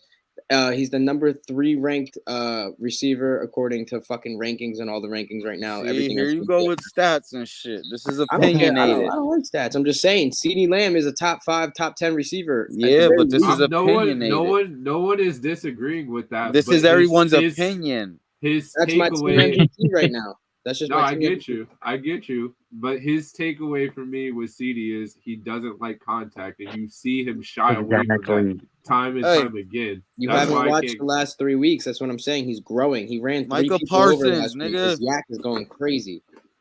All right, next. 717. I got Micah Parsons. Who else didn't pick? Micah I Parsons. said, We're good. yeah, I said Pollard. Them niggas wouldn't do shit without Parsons on defense. I don't He want to hear it. disappears in games, though. The only person I have not seen disappear in a game is CD Lamb. I don't care. I still got Micah Parsons. Yeah. If he disappears in the game, it's probably because somebody's double teaming. Why? Because they know how valuable he is. They got to take him out. That's the a play. fact. That's I a got fact. Micah Parsons. Or they're going to run right at him or RPO him like the Eagles did. That's right. That's how you take him away. Next up. Who's next, Shane? Next up is the Giants. I'm going to go. I think it's easy to say Saquon, but I'm going to go Daniel Jones just because I think his play is very, very, very undervalued right now. Dexter Lawrence. I like that. I gotta go with the Lehigh Valley kid. I gotta go with Saquon Barkley. Yeah. I got Saquon, but like I want to like he didn't play the whole season, but like that fucking rookie Kayvon Thibodeau, man, his pressure, like he brings pressure every yes, fucking sir. play. I was gonna give mine to Thibodeau. I know it's a little probably Thibodeau, premature, but that kid is. I can't for what like Saquon did all year, but like Thibodeau, man, he's fucking tough. Low key, you could argue Andrew Thomas for them too. Yeah, you can. He's definitely. He's like the number 4th highest rated tackle right now. Sean, And he was one for the first like 10 weeks. And then he ran into Micah. Nah, like it was when when Saquon was snapping and going crazy, he was number Saquon. 1. I said Saquon too. Everybody. I don't really. Saquon? Yeah, I don't keep. I didn't go too much. Go ahead, Ashton. Well, I could name you like 10 in my opinion, but nah. Who number 1 on the list? I'm gonna go Daniel Jones. I thought you were gonna go Bellinger, bro.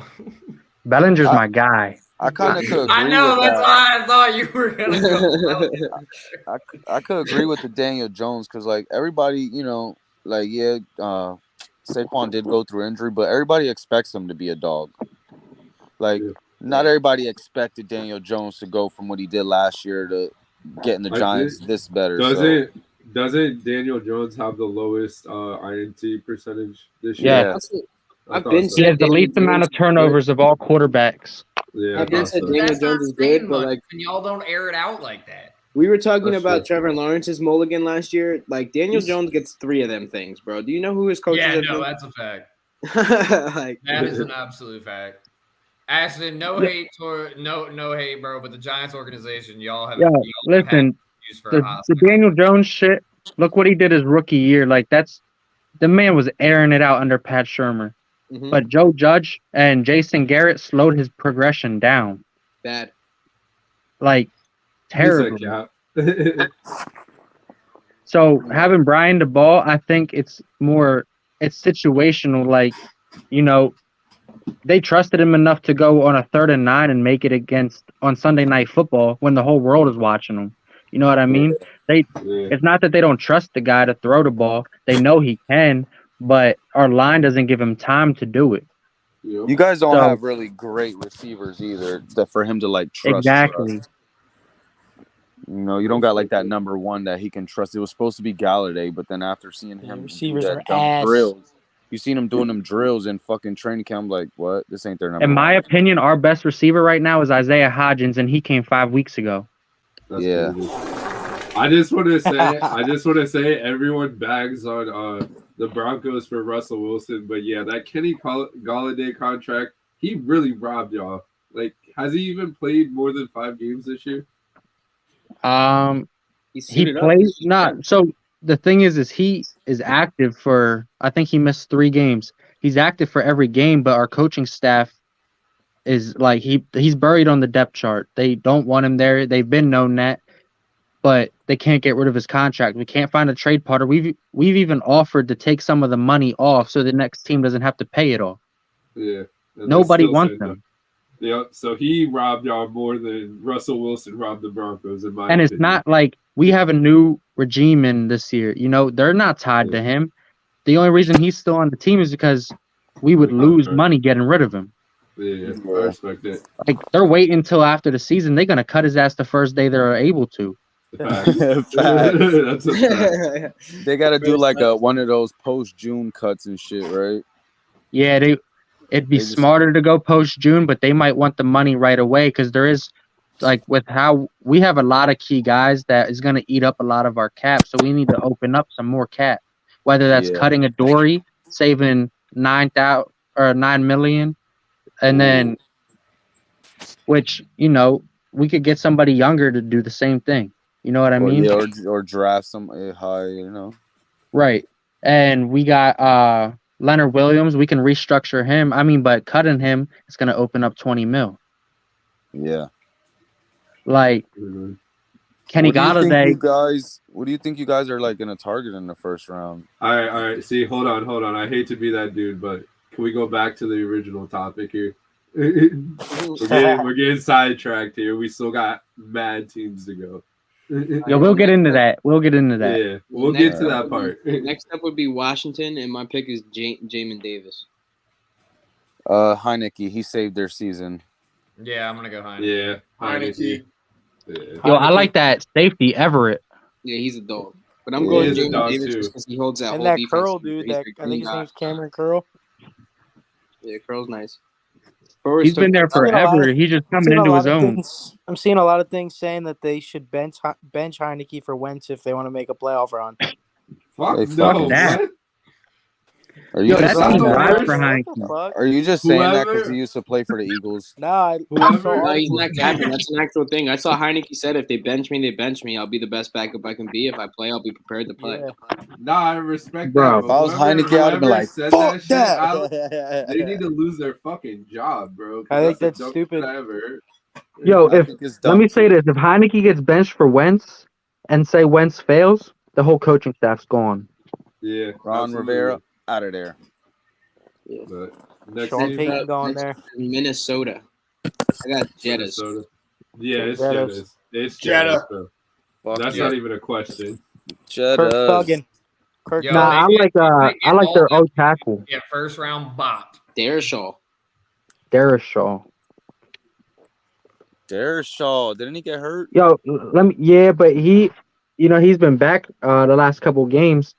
Yo, Kirk Cousins been sacked 31 times. Darrisaw allowed 3 of them. You know what I mean? Like, Darrisaw is one of the top-rated tackles. The rest of his O-line gave up 28 sacks. Just on the right side alone, I think their guard gave up 9 and their tackle gave up 7. Damn. Ridiculous. Next up is Detroit. Wait, did everyone go for Minnesota? Yeah. Everyone basically said Jettas, so yeah. You did, next up is Detroit. We'll let Sean take this one first. Motherfucker, it's gotta be your boy Goff, bro. Yep. I hate to say it, but it's Goff. Dan Campbell.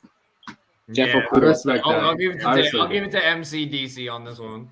I respect that. Campbell. He came from the Saints. You know what I'm saying? That's Sean Payton prodigy right there. And yeah. Jeff You know what I'm saying? We should have hired that motherfucker as our sound. head coach. Fuck Dennis Allen, bro. I can't believe none of y'all said Amon-Ra St. Brown. Yes, sir. That's a close. Hey, that's why I picked the coach, because they all snapping. I would say, Yo, and I just want to give a shout out to James Houston, Jackson State, 6th round rookie. My man's balling. Yeah, he's going crazy. Only played 4 games, second on the team in sacks behind Aiden Hutchinson, and only has 2 less. Aiden played every game. That's a fact. That is a fact. And everyone went there? Yep. Yeah. Next up, we got Green Bay. Aaron Jones. Aaron Jones. Of course, Aaron Jones. Aaron Jones. I'm gonna just ride with y'all because I really do not keep up with the fucking Packers. Next up, I think the next one's gonna be pretty fucking unanimous as well. It's the Bears. I'm going Justin Fields. Oh yeah, Justin Fields. Bro, the thing that man has done for my fantasy team is absolutely insane. He literally took me from like the bottom seed back into playoffs. It's crazy. Isaac said Jaquan Brisker. Defensive MVP. I love Jaquan Brisker. I love him. Yeah. Jaquan Brisker. Y'all laughing, bro, but he fucking bowling. Well, yo, shout out. What the hell is that? Lackawanna College. That's where he's from. Transferring to Penn State. I'm about to say, give Penn State the props too, nigga. Look back here. Come on, man. You know I'm a Penn State fan. We're right here. But he started at LSU and then he made it to Penn State. Loved him. He's a dog, and they picked him up in the first round. I think was it first or second round? It was first. Second. Yeah, I think he was like 30. We were gonna pick him right before the Bears moved up to get him right before us, bro. That's why we had to fall and grab Alontae Taylor. We was really trying to get a safety. That was before we got Tyrann Mathieu and shit. We were trying to get a young safety. That's why we ended up getting Tyrann Mathieu because Brisker didn't fall to us. Got it. But yeah, I gotta go Justin Fields still. Next up, we got Tampa. My unanimous pick for their MVP every year that doesn't get talked about, Vita Vea. Vita Vea. Yeah. Yo, he came into his own in the pass rush game too this year.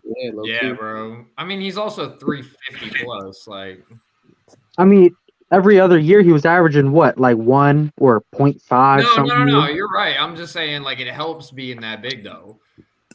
Right, but he's athletic as shit for a big dude. Bro, he's just as disruptive as Aaron Donald. I say, look, that nigga, who brought up the one stat about the lineman? That motherfucker Kirk Cousins got sacked a lot. Same with Tristan Wirfs. That motherfucker gets fucked up a lot. Yeah. But if it wasn't for Tristan Wirfs, he'll be dead. Yeah. Tom Brady would be in a grave, and that's a fact, bro. Yeah. So I got Tristan Wirfs. I agree. He's keeping that old man alive right now. I'm just gonna go with that one. I'm gonna roll with that too. Fuck Tom Brady. He'd be dead right now, dude. I hate. I hate. Yeah, Tom Skip Brady. Bayless would be so upset with you. I do before the season started. Hit on your mom at some point. When they lost their fuck Skip Bayless and his stupid fucking Cowboys too. I cannot wait. I am I'm right now. Skip Bayless is David. a bitch. This David. Shit, let me tell you something. Shannon Sharp, I give that man a lot of credit. I would have bitch slapped the fuck out of Skip Bayless. I hate Skip Bayless. Yo, and then Skip Bayless had the nerve to be like, "Put your glasses back on." I know we're getting off topic. Yeah, I love when Richard Sherman called him out, dude. When if he's I like, was "You refer to me as a Stanford grad." First Yo, team. y'all seen when fucking Shannon was about to punch him when he was talking about Brady's the GOAT? He said that's what Ashton just was talking Yeah. about. Yo, that if shit I was was- him, yo. I would have beat the shit out of that nigga, bro. What you mean? Yo, put he my was mad. glasses He's like, back "You on?" Put your glasses back on. Yeah, like what? We could go backstage right now, bro. We can handle Yo, this. I'm not gonna lie. I would definitely watch Jake Paul whoop Skip Bayless's ass. I'd pay to watch that. Do you know I'd pay to watch Shannon Sharp do it. I'd have beat his ass and took his J's off his feet. Skip Bayless played JV ball his junior year of high school. He was terrible. That's crazy. So what credit does he have to talk about football? That's what I was literally just thinking. Like, how does he have He's a a job in Cowboys it? fan. Compared to a Super Bowl champion, Hall of Famer, Nah, he can't say let's shit go to the next Shannon. team. Let's go to the next team thing. We all tried. All right, 1 second. Fuck Skip Bayless. I think we can all agree on that. Atlanta. Yeah, no, the next team's Carolina. Carolina. Baker Donta Mayfield. Foreman. Go ahead, Shane. Donta Foreman. Alex. JC Horn. JC Horn, Yes, sir.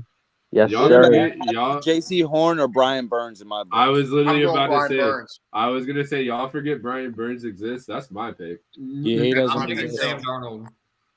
Sam Darnold. I respect that.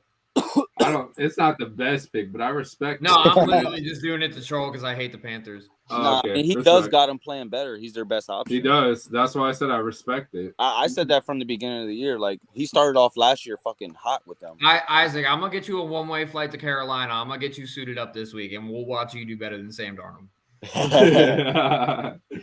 We'll give you 4 days worth of install, and you'll look like Baker Mayfield out there compared to Sam Darnold, dog. Ashton, you picked right. Yeah, JC Horn. Jake picked. Are we on to the next one? Then? Yep. Atlanta. Next team would be the Aints. The A's. Olave.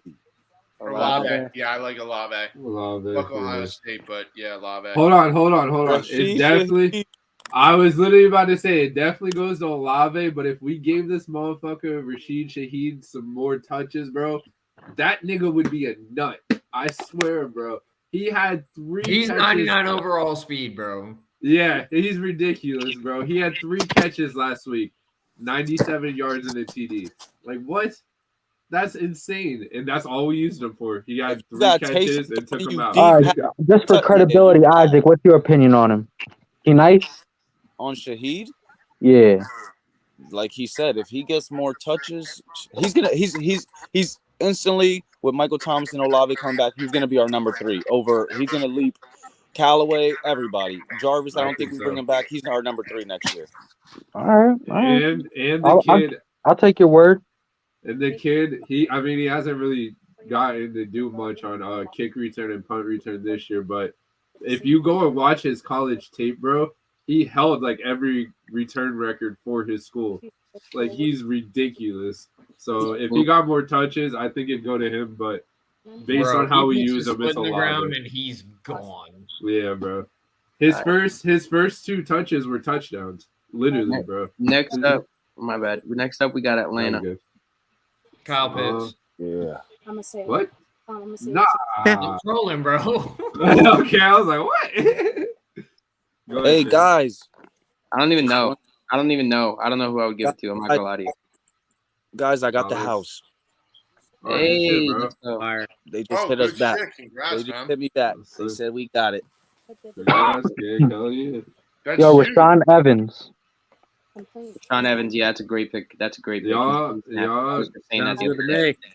Cordell Patterson is still there. Like y'all realize that too, right? Yeah, but he hasn't done what he normally does. Forgot They he haven't exists. they haven't been feeding him as much. They've been splitting carries with Tyler Algier. Yeah, I got And Tyler. plus, so how it worked for Atlanta was at the start of the year, Cordell Patterson was running back 1. But when he got hurt, they started giving Tyler Algier touches. Now they don't want to take the touches away from Algier. So now what they're doing is they basically moved Cordell Patterson back out to wide receiver. That's why he's not going crazy anymore. I mean, he's still doing shit, but he's not going crazy like he was. I would give it to Evans. He's snapping. He's like top 5 in tackles right now. Right. All right, fellas, I'm hopping off. Right, All right, Alex, stay up. Next All right, up, we got San Francisco. I'm gonna say Greenlaw. It's hard. Ahead. Yeah, I'm gonna go with the coach here because that's way too hard. Their whole roster I guess is you gotta crazy. say coach, yeah. Hey, Yeah, I like the whole team. I'm going with the coach. yeah, I agree with you there. Because even if you think about it, their safety, I forget his name, but that nigga, he's going crazy too, bro. And then it's crazy. Like I who it said is, earlier, you even got Greenlaw playing better than fucking Fred Warner. Yeah. And Fred Warner's the top 3 linebacker in the league, and Dre Greenlaw's playing better this year. Yeah. So I'm definitely going coach. And then what's the DB they got from Kansas City? Ward. Ward, he's Travarius scrapping Ward. He's going locking crazy. people up. See, some guys just need better, just better schemes and better outfits and shit. Like The next one's definitely unanimous. Seattle. I think we're all going Geno. Yes, sir. Yep. Geno, you could argue Kenneth, but Geno, yeah. Arizona. Ooh. You could argue Kenneth. Actually, you could argue Tariq Woolen for Seattle. Thank you. That's literally what I was just about to say, Jake. I was like, what about their rookie? Yeah, Tariq Woolen too, but he's slowed down now a little bit. I think Geno's play would just caught everybody off guard. It has to Wasn't be he the guy that ran the 4.2 too? Yeah. He ran 4.29, yeah. Well, I didn't mean like 4.22. I meant a 4.2. Bro, whether he slowed down or not, the dude has 7 picks leading the league as a rookie. Dude's a nut. Yeah, my boy Lattimore did that as a rookie. All right, so we all picked there. Yeah, next up is Arizona. DeAndre Hopkins. Yeah, I was literally going to say D-Hop. And he missed the first 8 games. Actually, no. I'm taking that back. Buda Baker. Yeah, you can make a case for Isaiah Simmons too. I got Kyler. Dave, you're such an asshole. Do you like me? How many kids? Dave, how many kids have you punched this week indiscriminately? None. I can't. I cannot wait for this debate coming up next. We got Dak's interceptions next. I can't wait. I was just gonna group the Jalen and Dak talk like in the. That's what I figured because I'm hopping off after the Jalen and Cowboys talk. I cannot wait. Right, yeah, we'll just group it all together. And then the next up is Rams. It was Cub. Guy from Baker Mayfield. No, AJ Donald. Aaron Donald. Yeah, you said AJ Donald. Aaron Donald. Hey, look, Aaron Donald, because he's not even having a great season, but he's probably still going to be 99 on Madden. All right, so So next up, actually, I think this one might be unanimous too because we've touched on it a few times. But the next topic is Coach of the Year, and I would say Kyle Shanahan. I don't know. Ooh. I don't know, bro. There's too many. You could make an argument for. You could make an argument for Sirianni, but I think you could also make an argument for Brian Dabble. I mean, he's the most popular fat man in New York City since Biggie. No, that is a fact. But I think they're not going to overlook the fact that he lost his starting quarterback, his quarterback 2, and he's winning with a quarterback 3. True. No, good If point. the Jags and the Lions I was gonna say, playoffs, yep. both Dan Campbell might be up Dougie there. P and Dan Campbell. Yep. I think it's Dan Campbell. Yeah, I got Dan Sirianni because they're not going to overlook that 13-1. Yeah, they're not going to overlook that, and yeah, I got. I think this year. I think usually, usually a coach runs away with this. Not this year. Yeah, it's close. Yeah. Dude, you can make a case for Mike McDaniel in Miami with Tua. You can make a case for Mike Tomlin if it's a Now, playoffs. In my opinion, it's going to be an NFC coach. Yeah. It can be Kyle Shanahan. It can be Sirianni. It can be DeBall. It can be Dan Campbell. I think it's between Sirianni, Campbell, and DeBall. Realistically, I'll say this: if the Cowboys didn't drop the game to the Packers and the Jags, I think you could have put Mike McCarthy in the conversation too. My argument with DeBall is I don't think he has. If he can lead this team to the playoffs, I think it betters his chances. If not, I mean, what are we basing it on? The first 7 games of the season? True, you're right. We haven't done shit since then. For me, I say Dan Campbell, and the way I look at it is because how many wins did the Lions have last year, and now they're about to make a playoff push. Like to do that in 1 year is insane. Yeah, and same with him. That's why I said him. Yeah. Everybody go. Yeah, I think so. So next up, we're gonna do Ready or Not Playoff Edition. What I meant by this is I want everybody to give what team they think is the most ready and what team's going to be the first round exit. So contender and pretender? Yeah, who's going to be the most likely first round exit and the obviously who's the most playoff ready. So we'll start in the AFC. And hold up, let me just pull it up. I can tell you NFC pretenders. I could tell you without you bringing it up. Go home first round is the Cowboys. I'd say the Vikings for the NFC. I was just going to say that. I think the Cowboys are more of a threat than the Vikings. What are we? I was just fucking around. I was going off past history. What are we talking about? My bad. Like contenders and pretenders in the playoffs. Exit, Isaac, in the NFC and the AFC. I'm actually going to say this. I change it, and I apologize. I think NFC. I'm just going to give it both right away. I think NFC Giants. I just think when it comes down to it, I think the Vikings could beat the Giants. I don't know. I like the Vikings in that matchup. So I'll say Giants. And then for the AFC, you got Cincy. You know what? So you have the Ravens are still technically in with the wild card, right? Right. Yeah, I would say the Ravens are my first round exit in the AFC. Yeah, I'm saying Ravens. So I think the Ravens and the Giants are my 2 pretenders. Them or the Chargers. And then the contenders. You want the contenders too? The real contenders of each? Yeah. Well, man, I gotta go with the Birds. Come on, man, gotta go with the Birds or the contenders. And then in the AFC, I'm going Cincy. I respect it. Yeah. I got my contenders is 49ers and I mean fuck. Yeah, Cincy. I'm going Cincy too. And then my pretenders are I don't know the full playoff picture over there or whatever, but all right. So it's Buffalo, Kansas City, Bengals. Okay. Buffalo, Kansas City, Bengals, Miami, Baltimore, Chargers, Tennessee. Oh, Tennessee too. Buffalo. I mean, not Buffalo. Fucking Baltimore will get Lamar back. So even though they're playing a little iffy, but definitely Tennessee. They just lost Tannehill. So biggest pretenders. Their fucking division's weak. So they win that. They win that shit solely off. They win that shit solely off Derrick Henry. And then in the NFC, I got fucking. Man, it's hard to go against Brady, but they're just looking like so. But I don't know. Fuck. Because then we don't know that one's so tough. You don't know who's really gonna get in as well. But well, I was just gonna make the same case for Tennessee for you, Isaac, because the Jags are only one game behind Tennessee in that division. I can't really say too much on I really can't pick NFC because I feel like that shit can change. Like that shit's too close to call.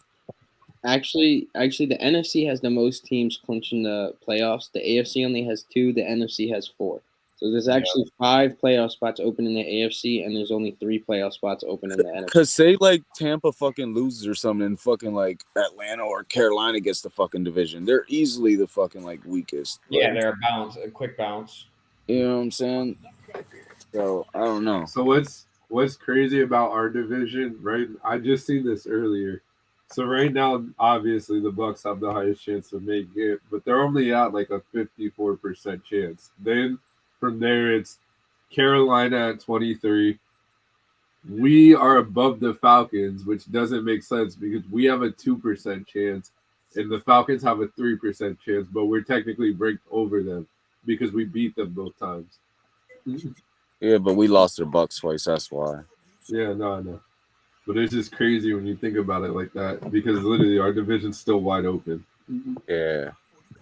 Nah, I think the 49ers are contenders, and I got to go with the Chiefs. But, like, I agree with Isaac on the pretenders in, like, the NFC. I mean, I'd go with the Vikings. Yeah, I think the Vikings. I mean, they're the only team that has a winning record. Not that has a winning record, but for how many wins they have, but they have a negative point differential. Yeah, that's crazy. Yeah, they might be the only 10-win team that I have absolutely zero confidence in at So this point. they score a lot, but they're gonna let you score a lot with them. Yeah, they have. Or Kirk Cousins won't even get off the plane, and they're not going to score at all. They have the 31st worst pass defense. Yeah, like that's bad.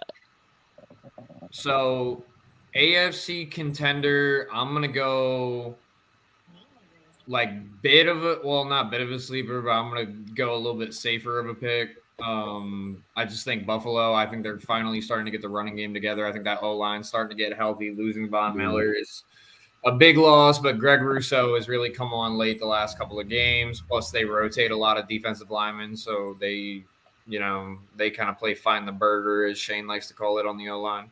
Rousseau's still a dog, though. Yeah, Rousseau's still nice. As far as like AFC pretender, if the Pats get in, I also think that, and it would depend on where this game is played, I think the Dolphins could be a pretender too, because I could see them getting stuck in like a Baltimore. Mm-hmm. And that's another team like the Vikings. And it's Lamar runs for 150, Dobbins runs for 100, Gus Edwards runs for 80 type of game. You know that's what I mean? That's another thing. Like we don't really know the matchups to say who's the pretender, because like certain teams could play different against certain teams. For sure. I mean, there's just I mean, the Bills kind of showed this last week how to beat the Dolphins was just, play a lot of too high safety over the top and run the ball well. Yep. I think, Baltimore does that really well. I think Cincinnati is more than capable of doing that. I think Kansas City is more than capable of doing that. So I just think that no matter what the matchup would be, I think the Dolphins would have a rough day with at least 4 of the 5 teams, you know what I mean, in the AFC. As far as NFC goes, I'm going to give just ordered. Yo, chill with that. What the fuck going on? Come on, champ. We'll say That shit was, bro. I got AirPods in. That shit was so loud. Simmer it down. Easy, Isaac, easy. But I'm gonna say Niners. Yeah, I just think they're a complete team. I think Brock Purdy's another cog in the wheel. I think that no matter, I mean, Jimmy G, Brock Purdy. I actually think the playbook's more open with Purdy because he's mobile. So I think that kind of helps Shanahan out. And I think that defense, I mean, the defense is healthy. I know Armstead's back. Just got to keep Nick Bosa healthy as long as possible because God knows he gets some sort of lower body injury at this time of the year. Armstead's a dog. That's what's killing us, that motherfucker. Yeah. As far as like NFC pretenders, I gotta give it to the Vikings just because you don't know what Kirk Cousins is stepping off that plane, man. Yeah. Like I said, they're a 10-win team that I have zero confidence in, that I really don't think is gonna be, keeping defensive coordinators up at night. So that's who I really wanted to pick, but like it's like I said, like you don't really know who's gonna get in because there is some teams that are weaker than them that could possibly get in. Mm-hmm. Well, and it just goes back to like matchups. I know we had brought up before, like if you think about it, the Jags could sneak up and bite somebody in the ass in the wild card. The Lions could do the same thing. Like we don't know. Like you said, if you get one of those young teams that's hungry and just gets lucky on any given Sunday, it is what it is. I want to make this point about the Vikings because I'm not disagreeing that they're pretenders, but if they can do what they just did this past week, because basically how I see the Vikings is you shut down Justin Jefferson, that's pretty much a wrap for them. But this past week, their leading receiver was Osborne, and he absolutely went crazy. Mm-hmm. So if they can find a way to get their offense spread out, not just run it through Justin Jefferson, I think that gives them a better chance. Still not a crazy good chance, but I think that might be the push that they need. Well, we're going on an hour and 50, so we're going to roll right into next week's pick'ems. Just save the the Cowboys and the Eagles for the last, and then we'll just jump into our debate and we'll call it. Yo, I'm going to submit my pick'ems. I'll hit y'all up in the group. I got to go. My lady's calling for me. All right. See you. Peace. Later. Don, you got the games, or you want me to do it? I'll do it. I have it already up. You're good. I was say we haven't really been keeping track of these, so like, do I really have to write them down? The only people I have answers for every week is Lopes and Roner. Besides that, everyone else has missed weeks, so it's kind of hard to keep track. Here. Give it to him. Fuck it. Yeah, fuck it. We'll just do it right here. Right. First game Thursday night, Jaguars Jets. I got Jags. That's gonna be a good game. I'm gonna go Jags though too. Jags, yeah. I got Jags. It depends on who starts for the Jets, but I'll go Jags. All right, next up on Saturday, Christmas Eve, we got Bills-Bears. Bills. Yeah, that one's not even a real question. After that, we got Saints-Browns. Saints. Yeah. After that, we got Texans-Titans. Texans. No, Titans. No, Titans. Texans. Titans. They're going to have the rookie. I think Texans defense is balling right now. Yeah, actually, I'm going to switch mine. I'm going to go Texans too because with Malik Willis, I don't see them winning that game. They what's fucking Tennessee's record? Can they fuck around and like slip out the playoffs? Hold on. Yeah, they're 7-7. They can lose their division. If Jacksonville wins and the Titans lose, Jacksonville takes the division right now. Yeah. Yo, but do you know Derrick Henry's stats against the Texans? They go crazy. Yeah, I know, but I don't know, man. I don't know if Willis can do it. I think the Titans are gonna fall out. They're gonna fall out that division. See it. Next we got Seahawks Chiefs. I'm gonna go Chiefs. Chiefs. That's unanimous right there. Chiefs. Yeah. After that, we got a big one. Ashton, you can go first with this. We got Giants Vikings. Giants. I want to say the Giants. I got Giants. I got the Giants too. Where's it at? Minnesota. In Minnesota. Vikings. That's indoors. Yeah, I'm sorry. Vikings. I'm going Vikings too. So that's 2-3. I got Giants. I got Giants too. I think the I Giants think handle it. Thibodeau's gonna fucking this guy up. They're gonna Yo, get I said about the sacks. this D We have line. all four again, bro. Yeah, because I Nice think one, that tackle we were talking about for Vikings, he's banged up. So, and like they I already think the gave Giants up. make a boring game. You brought up that stat earlier. I think like how they gave up mad sacks, but he was like the only one not to give up a lot of sacks. But if he's banged up, it's all hell. Thibodeau and them, they're running around crazy. Lawrence and all them. Yeah, no, I agree. Next up, we got Bengals, Pats. I got Bengals on the landslide. Bengals. Yes. Hell yes, Bengals. I think that's Yeah. a blowout. Like Facts. they're gonna fucking air it out on them. Next up, we got Lions, Panthers. I got Lions in a blowout. Lions. Lions. I don't think it's a blowout, but I got Lions.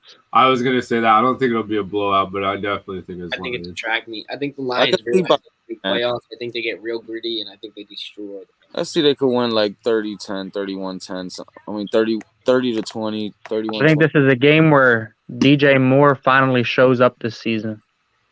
He had a good game last week, I'm pretty sure. Not a crazy game, but for I think he what had like he's 66.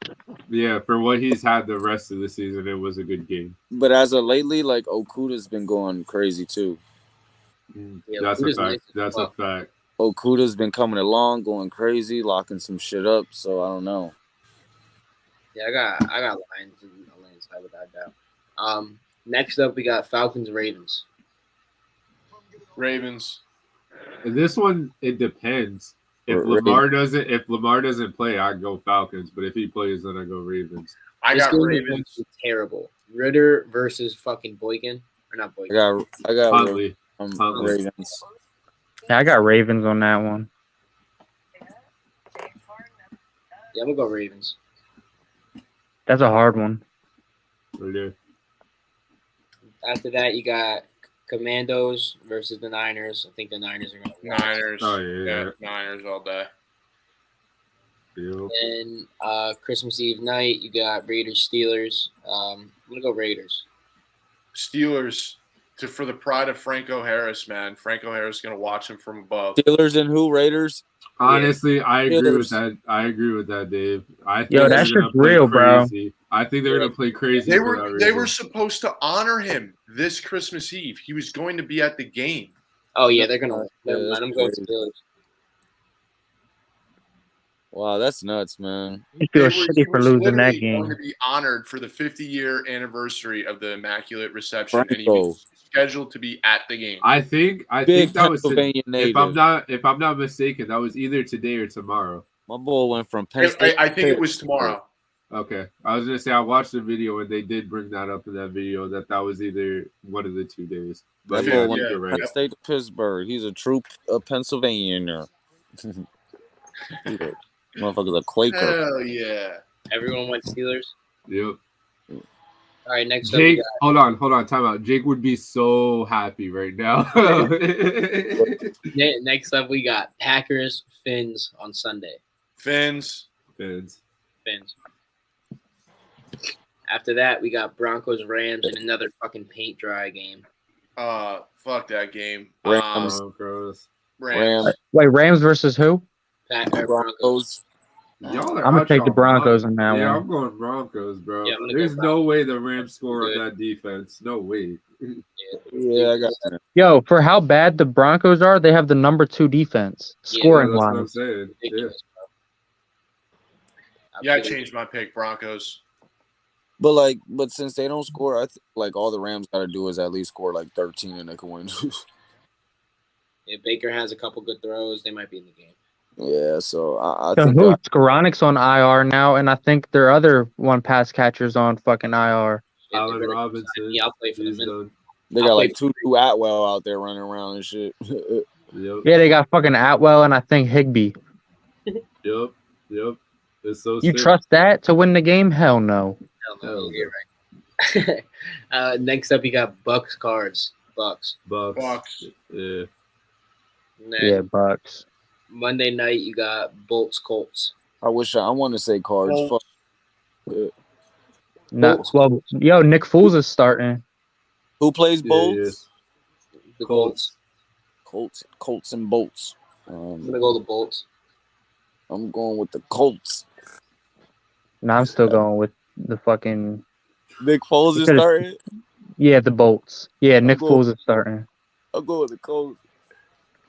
Nick Foles I feel like this might be one of those trap games for the Bolts though, realistically. So I don't know. It's kind of hard to pick here. I want to say Bolts. I'll go with Bolts. Colts defense isn't like bad. I mean, they did just. Yeah, they missed Leonard though. No, I'm not saying that. But my thing is, when I watch the Chargers play, they love to play down to their competition. Yeah. So if you give the Colts a chance to hang around, like here's the Colts. If they go up, then the Bolts win. But if they have to fight from behind, they might end up winning that. Nah, I feel like if the Bolts fuck around and like they don't start off hot and keep the Colts in it, like because Foles won't fucking go too long without scoring. Like he'll probably at first be a little shitty, but then he's gonna get a rhythm eventually. Foles is like that type of guy. Like it's gonna take him a little minute, but like later in the game he could get right. If he's still in the game, he'll get right and win that shit for you.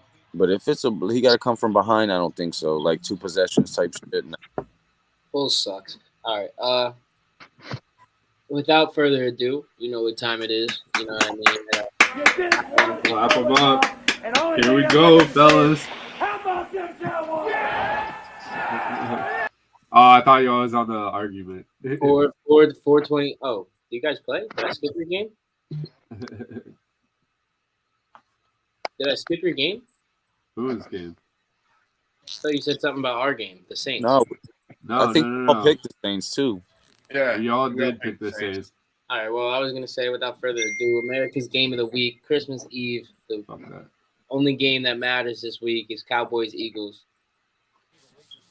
Gotta go first. Yeah. Dave's been waiting for this. I'm going Cowboys. You know the vibe. I'm not even picking here. I'm not siding with either of you. I'm sticking to what I said. I'm sticking to what I said last time. I said it's gonna split in the beginning of the year, and the Eagles won last time, and I said that, and I'm going Cowboys this time. Now, my opinion, I think so. This is gonna go one or two ways. I do think that the Cowboys should beat y'all, like beat the Eagles. They should, but I'm not too sure about it because I know one thing, whether it's Minshew, which I would love to see. Minshew just had his coach pass away, and he held him heavy to his heart. You know what I mean? He's gonna ball out for that guy. It don't matter what you throw at him. So, and Minshew's not a bad quarterback. I don't like he is literally a starter in this league, just on the Eagles, sitting behind an MVP candidate.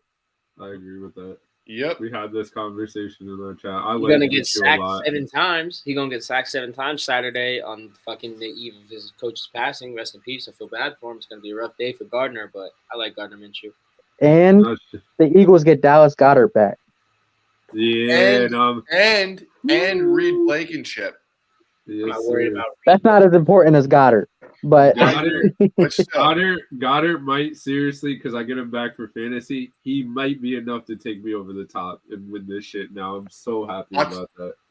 Anyway, go ahead. Yeah, go ahead. This is what I'm gonna say. I'm gonna talk about this game. I'm gonna talk about my takes all year, and I want you to tell me where the lies are. First of all, I can't stress this enough. What poetic justice this is, how the season ended up for this series between two teams. Cowboys play us in Philly on a backup quarterback, and now we're playing in Dallas on a backup quarterback. It's just crazy how the universe works sometimes. Facts. I think I got to go off of my lifetime. and my experience and what I've seen. And Stephen A. Smith says it best. What can go wrong will go wrong for the Cowboys. And I will continue to say that until they prove me otherwise. Respect. They have all of the momentum. Well, I shouldn't say all the momentum. They, everyone's riding high on the Cowboys. And the Eagles feel disrespected. And I think that they have a bunch of dogs on that team. And they're looking around and they're like, listen, we're 13-1. You look at what's going on in San Francisco and they hear the 49ers are going to give us trouble. We hear Dallas is going to give us trouble, right? And it's like, you know what? Let's go down there and let's straighten them out. I think the Cowboys are a great team, all right? This is what I've said all year. I don't want to get Dak. Dak is overrated. Zeke's a bum. Tony Pollard's your back. Your defense is good. Your offense rides off of your tight ends and your running game. So here's what I see when I go into this game. Our defense is all intact, right? You guys are going to be putting up points. I think it comes down to Jonathan Gannon, our defensive coordinator. Because Steichen, our OC, if you don't put up points down there, then you could say, oh, well, we had the backup quarterback, right? Like, it's the Jalen effect. We don't have Jalen Hurts. It's Gardner Minshew. And I think people, like, at least Philly fans would be like, yeah, like, Isaac, I think you said earlier, it maybe helps Jalen in his case for MVP. Like, this is the impact that I have on the team, right? I think, though, the defense has to keep it close. They have to keep it close. The only difference in this game versus when you played them in Philadelphia earlier in the year was now they have Dak Prescott. Okay, so they have been hearing since, what was that, week 6, week 7, something like that? Like, oh, because we didn't have Dak. We didn't have Dak. We didn't have Dak. And these players can say all they want, like, oh, I don't listen to the media. I don't buy into the bullshit, right? At the end of the day, in their inner circle, they're looking at this, and this is fuel to the fire. They're licking their chops. They can't wait to go down there in Dallas, and they would want nothing more than to be a Philadelphia Eagle and just ruin their Christmas. Now, I think that being said, Dallas could go and put on a clinic, and their offense could put up 40 points, right? I see this game going one of two ways. It's either a blowout in Dallas's favor and they win this game, or I think that the Eagles keep it close and they come out on top and maybe win by a field goal. I obviously am going to pick the latter and just, I hope this team is good. You said we're going to get sacked 7 times. I don't think that's the case. I think that we played you well the first time in Philly. Lane Johnson came out, changed the story a little bit, right? And Micah Parsons had more of an impact on that game. But I like Sirianni. I like Steichen. I think they're really going to come up with some good schemes here. And I think the defense, we're going to try to exploit Dak a little bit. You guys are going to score points. But the key is, if we can keep Dallas, if Dallas scores 3 touchdowns or less, I'll leave it like that. I think the Eagles will win this game. So if the Eagles can keep Dallas to 21 points, I think the Eagles can score over 21 and win the game. I really do. That's what I think.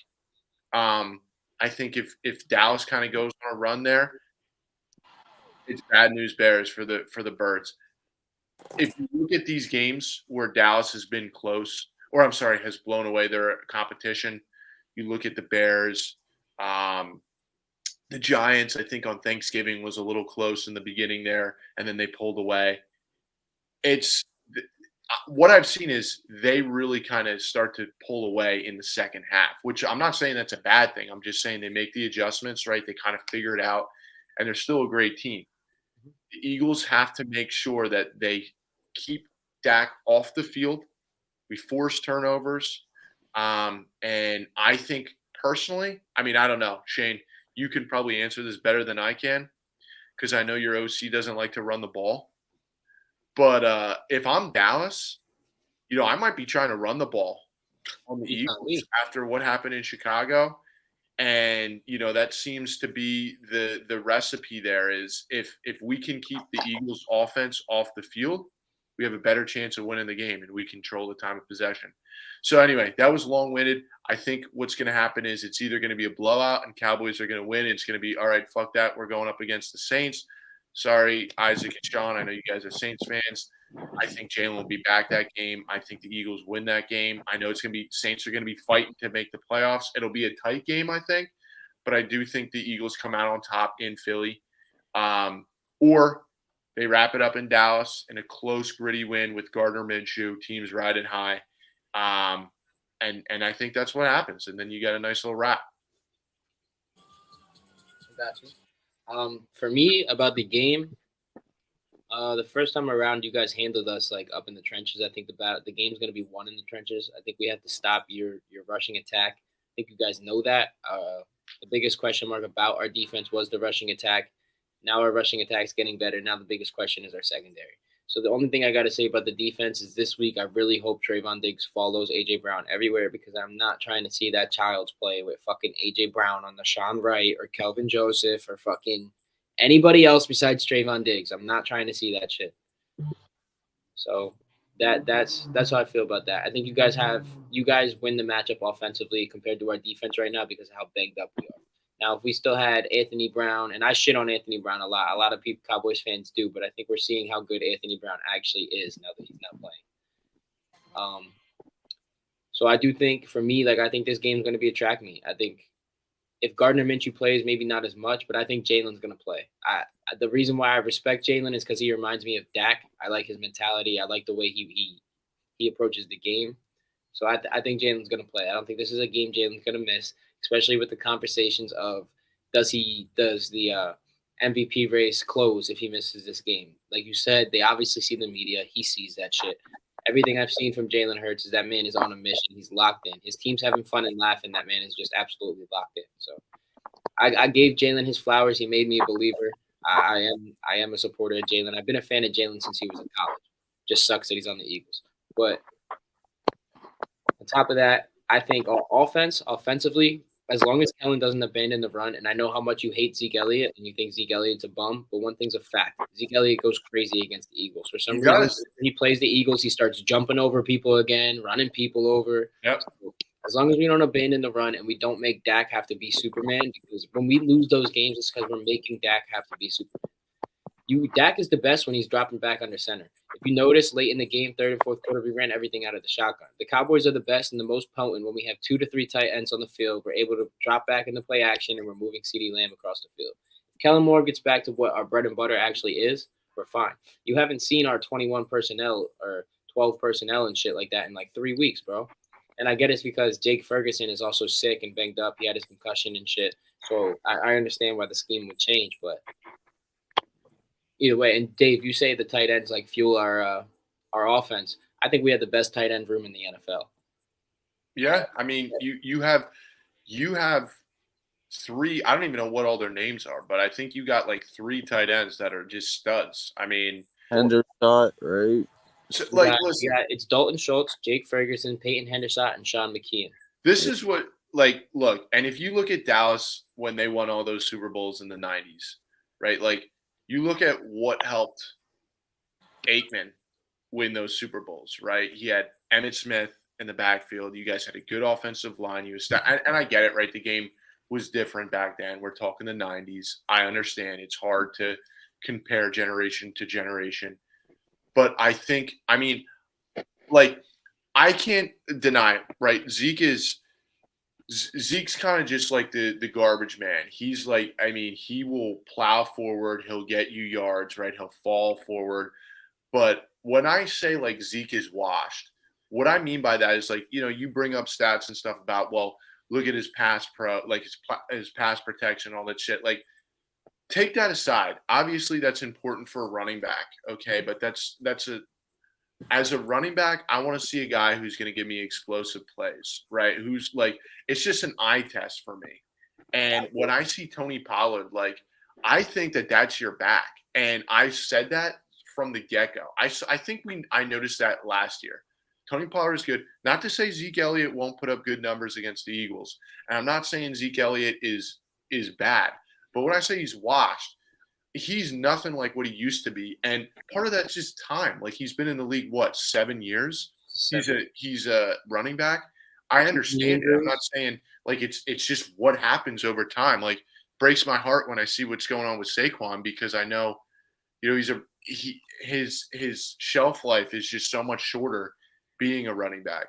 But not to get off that, I think, I think if the Cowboys, if they focus on the Eagles and say, we're going to run the ball, and then we're going to force them to stack the box here a little bit. One thing I've noticed is the middle of the field for us is like a weak point, right? Like, I've seen teams kind of exploit our scheme a little bit where they just kind of drop over in the middle zone, right? I would say it's like that 15-yard that's right in the middle of the field.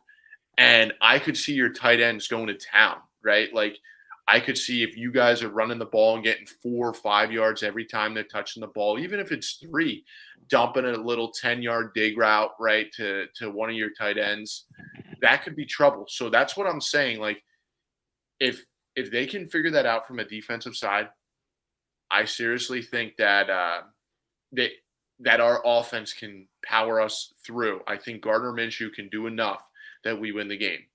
However, if you run the ball well and Dak doesn't make his stupid throws, I get it. The last throw, it wasn't his fault. I mean, I'll be the first to admit that, right? It obviously wasn't his fault. He was a perfect pass, okay? It's just funny that it happened to the Cowboys, because of course it happened to the Cowboys. It always happens to Dak. I agree. So I think, I'm hoping for a close game. I think it's going to be a good game. And, I can't wait to see you get that Eagles tattoo on your bicep after you guys lose the game here. All right, so let me put it like this. So what you were saying about Zeke, the reason why I will never say Zeke is washed, because for one, what he brings to our team. What he brings to our team is almost to the relevancy of what Dak brings to our team. There are unsung leaders. They're the most veteran players on our team, like without a doubt. The thing, also, number one thing I love about Zeke, he doesn't miss games. He's a 7-year pro. He played through knee injuries. He had another knee injury this year. He missed 1 game. Mm-hmm. Another thing, Zeke Elliott, compare him to multiple first ballot Hall of Famers, Edgerrin James, all these other running backs. He's on pace to shatter their numbers still. On top of that, Zeke Elliott has only had 1 to 2 seasons under 1,000 yards. The most time that Zeke has missed in his career, he was suspended for something he didn't even do. It was right after Ray Rice punched his girlfriend, so they had to do something. What did Zeke do? His girl was false claiming that he beat her up, but he had messages between her and her friend saying that they were making up the story. But it was right after that shit came out, so the NFL felt like they had to act, so they suspended him, and he kept appealing it. That's why he played the first 4 games, and then he got suspended 4 games, and then he played the rest of the season. Okay. A bunch of bullshit. But to me, Zeke Elliott is not washed. Is he slower? Has he been hit? Has the time definitely hit him? Absolutely. Is Tony Pollard more explosive? Yeah. Tony Pollard hasn't taken a quarter of the hits that Zeke has taken in his career. But at the same time, you guys wishing Tony Pollard is the number 1 back, you have to realize you guys never really seen Tony Pollard take that load for a full season. I've seen Tony Pollard get hit a few times and he slows down. As a Cowboys fan, I notice these things. Zeke doesn't. And if you guys really paid attention to the Cowboys games over the last couple weeks, Zeke is explosive again. He's jump cutting. He's jumping over people. He's getting through holes. He's hitting spin moves. Trust me. He just like you said, they don't see the media. Zeke sees this media too. And the number one thing about Zeke is he's a great teammate. He's Tony Pollard's number 1 supporter. Yep. Do you think part of the explosiveness for Zeke is because he doesn't have to take the load? Absolutely. Like I say this all the time. They're better together. Tony Pollard and Zeke Elliott feed off of each other. I tell Sean all the time. He tells me that Pollard should start. Yeah, Pollard probably should start. He's the more explosive back. But Pollard isn't Tony Pollard without Ezekiel Elliott. I mean, I can agree with that. I mean, you just try to look at like Devontae Smith, last year compared to this year. I think the stats are pretty similar, but you still have like 3 games left in the regular season. Just not having to be the number one guy, having AJ Brown there has helped tremendously. And you kind of look. I mean, I agree. I think all in all, Dallas, you're what, 10-4? 10-4. Dallas is still a good team. I think, 49ers, they scare me. I think the next team has got to be Dallas. Yeah. I will not discount Dallas. I know Dallas is a good team. I like to talk shit. I have to talk shit on Dallas. I'm an Eagles fan. I have to talk shit on Dallas.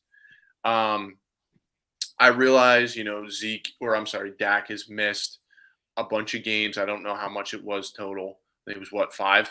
6? 6, yeah. 6 games.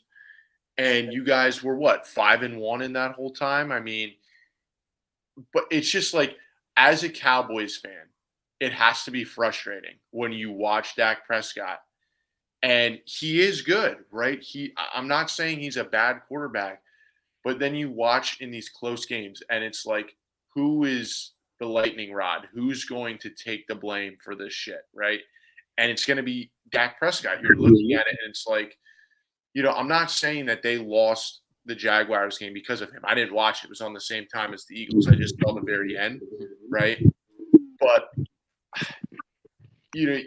as a Dallas fan, I'm just curious. Like, do you not get frustrated sometimes you watch him and you're just like, dude, why are we losing this game right now? At Dak, I'll tell you the absolute one time in Dak's career where I got absolutely so frustrated where I was like, oh my God, you are playing horrendous. And that was week 1 against the Bucs.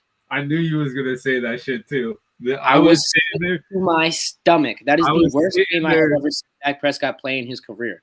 Anyway, what was he doing? He was missing every throw he took. I mean, it was just new receivers, new system. I don't know. It just was not it. But bro, I was with Shane during that. This man looked like he was gonna commit suicide, bro. Like he was so depressed. I'm about to get on off, top bro. of that, I'll go off with this past week.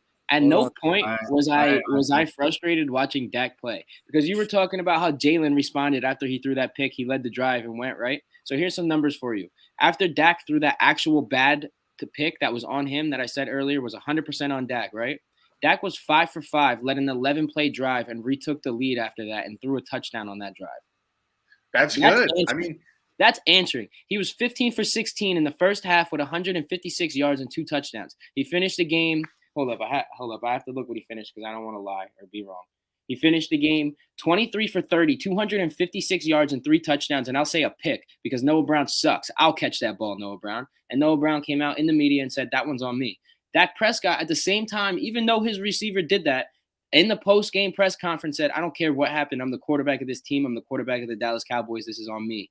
I could have changed this game with plays that I missed. And that's a fact. He missed the throw to Michael Gallup down the field. He missed the throw across the middle of the Dalton Schultz that got picked, and it brought the Jaguars back into the game. It gave them the momentum. But the thing is, what I don't get, and as a football fan and just as a rooter, somebody who roots for the underdogs or somebody who wants to see success stories, how anybody can hate on somebody like Dak Prescott. It makes no sense to me. You guys love Jalen Hurts for his leadership qualities. Listen to Dak Prescott talking a press conference. It's literally Jalen Hurts. Dude, no, listen, I'm going to tell you this right now. I'm trying to think how I can tread lightly here. I do like Dak Prescott as a person. And I think, his brother had committed suicide, and that's a serious issue going on, especially with males in this country. And I think he was a real big advocate for kind of bringing awareness to mental health. I mean, I think he is a stand-up guy. I kind of liked him, right? Like the Eagles, when we were going through the Chip Kelly phase, I think it was right before we hired Doug Peterson, was when Dak Prescott was drafted. I don't know the exact year. I don't think it was. Yeah, it was before Doug Peterson came. And the Eagles were trash. I mean, fucking Chip Kelly was an idiot, dude. He was a racist too. And I think, I kind of liked watching Dak because, like you said, like everyone likes the underdog, right? I hated Tony Romo. Because he was the Dallas quarterback. I can't like Dak. See, that's the thing is you say you're a fan of You're a fan of football, so you like watching good football, and I can respect that. But I watch the Cowboys do good, and I can't sit there and be like, oh, well, I like this. Even if it's against a team that isn't the Eagles, I can never say that. Same thing with Tom Brady. Like when the Buccaneers won the Super Bowl, I fucking hated it. The parade, all that stuff where he almost threw the trophy in the water. Like, I didn't think any of that shit was funny. I would skip right over it. I couldn't go on social media. I couldn't listen to anything. That's how I am with the Cowboys. So it's like I don't know. You just will never understand the hatred, I guess. I think it's because Jason. I'll say it like this: I hate my own fan base too. My own fan base is fucking out of pocket. Like the real crazy Cowboys fans. I was just gonna say, Shane, I do it. Let me tell you something, and I'll give you a little secret. I do it just to like half the shit I'm saying I don't even believe to. I just do it to fucking fire you up and just say absolute insane shit, okay? And that's why I tag Kamani, because it's an inside joke, so we kind of know it. So now you know. So we had to say, but I will always go at Dallas. I mean, I think Jason Kelsey put it perfectly, right? Is like Philly has such a rich history in sports, but we lose. You know what I mean? It's like we're not good. I mean, all these years you look back and it's like, okay, well, you know, how many Super Bowl appearances have we had? And it's just like you go years before the Phillies won in 2008, right? What was our last championship? It was like the Sixers. And what was it, 82, 83? I mean, we had every single team, major team, make it to their respective championship in 1980, and one of them won, the Phillies. You know what I mean? Like the Eagles went to the Super Bowl, Sixers championship. They all fucking lost. So I think that's why Philly fans are just so passionate, is because there's nothing to fall back on. Now, I will say this as a Philly fan. I'm not a Philly fan I feel like as a Philly fan, we're very reactive to things, overreactive, where it's like that's where you say like you're winning the Super Bowl. Like the Philly fans always say it because they win one preseason game. It's like, oh, we're winning the Super Bowl. And part of that stems from, like Jason Kelsey said, not having breakfast. You know, if you didn't have breakfast, I'd be fucking pissed off too. Like people get into it. There's nothing, dude, look at the city of Philadelphia. Yeah. Okay. Look at it compared to Dallas. What do you think these people, they live and they cry for this shit? When I watched the Super Bowl, when we beat the Patriots, I was at one of my buddies' houses at Penn State. My fiance, Larissa, was there, girlfriend at the time. Dude, this guy was crying. He started crying. This is like, it's insane. I'd never seen Penn State rioted. Like even Steeler fans, that was partly because they hate Tom Brady, but it just, Philly is different, and I can never ever jump on the bandwagon. I guess not a bandwagon, but like, oh well, you know, I like the Cowboys. They did good, right? So like, yeah, that's really cool. Like I listen to Molly sometimes on First Take, and she's a Giants fan, and she always goes at Stephen A. She's like, can't you just root for the Cowboys? I'm like, Molly, you're a fucking idiot. You're a Giants fan. What are you talking about? Root for the Cowboys? Are you fucking dumb? So anyway, Cowboys are a great team. They really are. If out of the NFC, it's going to be either the Cowboys, it's going to be the Eagles, or it's going to be San Francisco. Those are the three teams.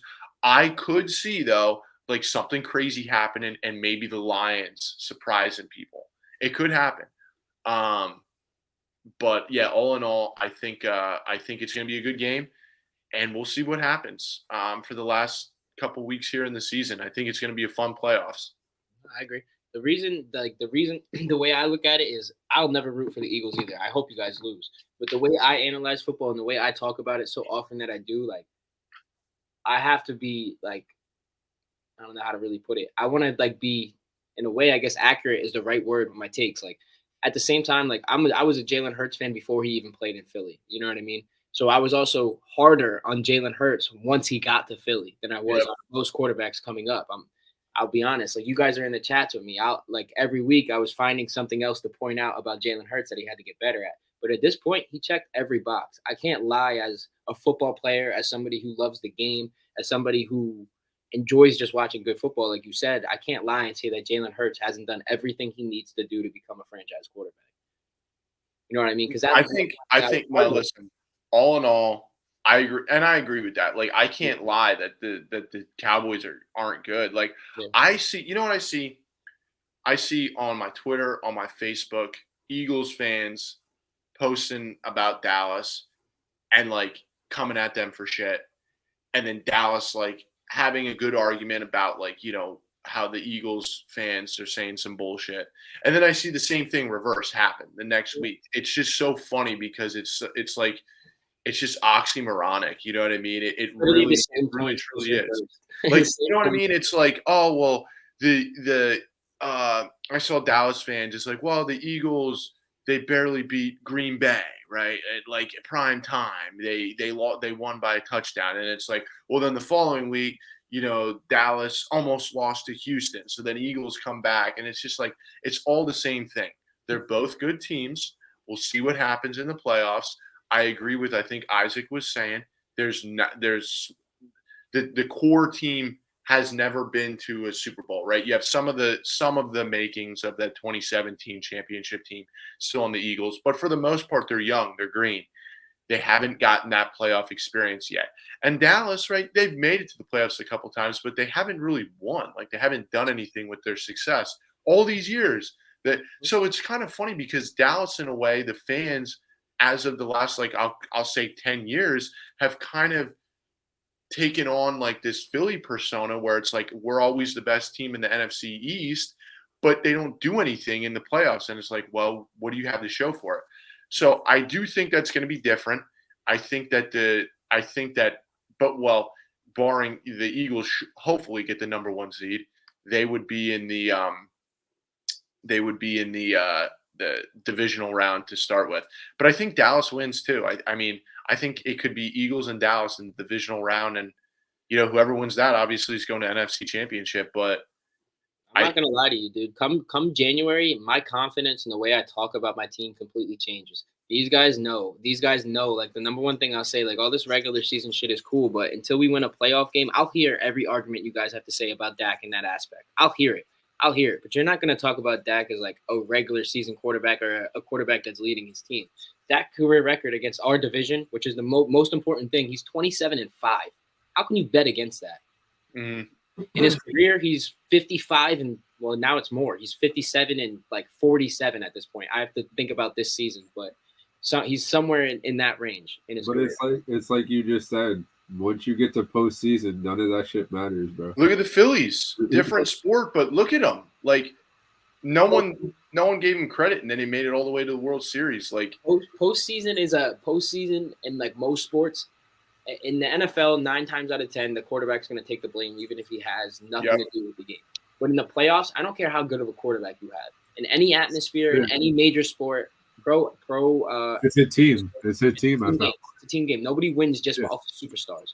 How many times did you see? You saw perfect example. You saw the Miami Heat get Dwayne Wade, LeBron James, and Chris Bosh. They lost to Dirk Nowitzki. That's it. Dirk went out there with a team that wanted to play for each other and whooped up on them boys. I'm pretty sure they won in fucking 5 games. They won 4-1. So, no, I think it's gonna be fun. It is. It's gonna be. We'll see what happens. I do think the Eagles win. I'm going to make an early prediction, and I'm going to hop off here in a couple minutes. But I'm going to say I think the Eagles win. You said you think it's going to be you know what? I think Dallas puts up points. Man. I got 34-26. I was going to say 31-28. I think that game realistically comes down to whose defense can step up more. That's 100%. 100%. O-line. Both offenses can go out there and score however many points they want to. If I'm Dallas, can I put the pressure on Gardner? Right? Yep. It's like, can I put the pressure on? This is a high stakes game, a lot of pressure. You're not playing, you know, the Rams, or why that's a bad comparison. Like, what's a decent team in the NFC? I'm not gonna lie to you, bro. If Minshew plays, we're gonna beat you guys by 30. What was that? You got the only. I truly believe the only chance you guys have to win this game is if Jalen plays. It's kind of the same way I kind of felt with the game. Like I had to act like I thought Cooper Rush had it, bro. But deep down, if Jalen doesn't play, there's really no chance that you guys win this game. I see. I don't know though, because Gardner Minshew. I feel like Gardner Minshew is better than Daniel Jones. Yeah, this season. Stop the cat. I gotta Dude, I'm agree. sorry. No, I gotta agree. I was not hearing that one. I don't necessarily agree with what he just said about Daniel Jones, but that's the conversation we had in the chat. Gardner Minshew was balling in Jacksonville, and that was with absolutely no talent around him. Now Dude, he look what he did last year. I don't Look what he think did there's- last I year don't- for the I don't Jets think when he there's stepped 30 in. I don't think there's 32 or 34 quarterbacks better than Gardner Minshew. He's I probably agree. the best backup in the league. Yeah. Everybody was talking about Cooper Rush this, Cooper Rush that. And you were saying how much of that was people not having film on Cooper Rush. Once they got film, Cooper Rush almost threw 3 picks a game, bro. He's just lucky defenders have no hands. Dude, it's going to be fun. But one last thing, right? Then I'm going to hop off. We'll just decide right now. What's the loser got to do? I don't know. We'll let them decide. I'm not getting no fucking tattoo. You're not. Bro, when you said the tattoo shit, I just sat there and cried for like 10 minutes because that shit was so Yeah, I was like, there's no way he just. I was 100% bullshit. 100%. Yeah, I think No, I so- texted Shane and was like, "Yo, this bull tripping." I think That was like whatever team loses, the other person they gotta like not like dye their hair, but you know how they have the colored hairspray. You gotta go the opposite team color. At For least what? The playoffs though, or No, for a day? Like, what do you got? alive, or a playoff game, something like that. You See, know what I I mean? think what would be cool is if like the other team won, Yeah. the other guy has to wear the opponent's jersey like every He already game did that. they're in the playoffs. No, So every every time game. if Cowboys won, I'd have to wear a Cowboys jersey every time the Eagles play in the playoffs, or Okay. vice versa. I got a nice Dak jersey just for you. I was gonna say Shane already wore Devonta Smith's jersey, so It's he already did. Matt's jersey is still at my house because he lives in Lancaster. I haven't seen him. Yeah.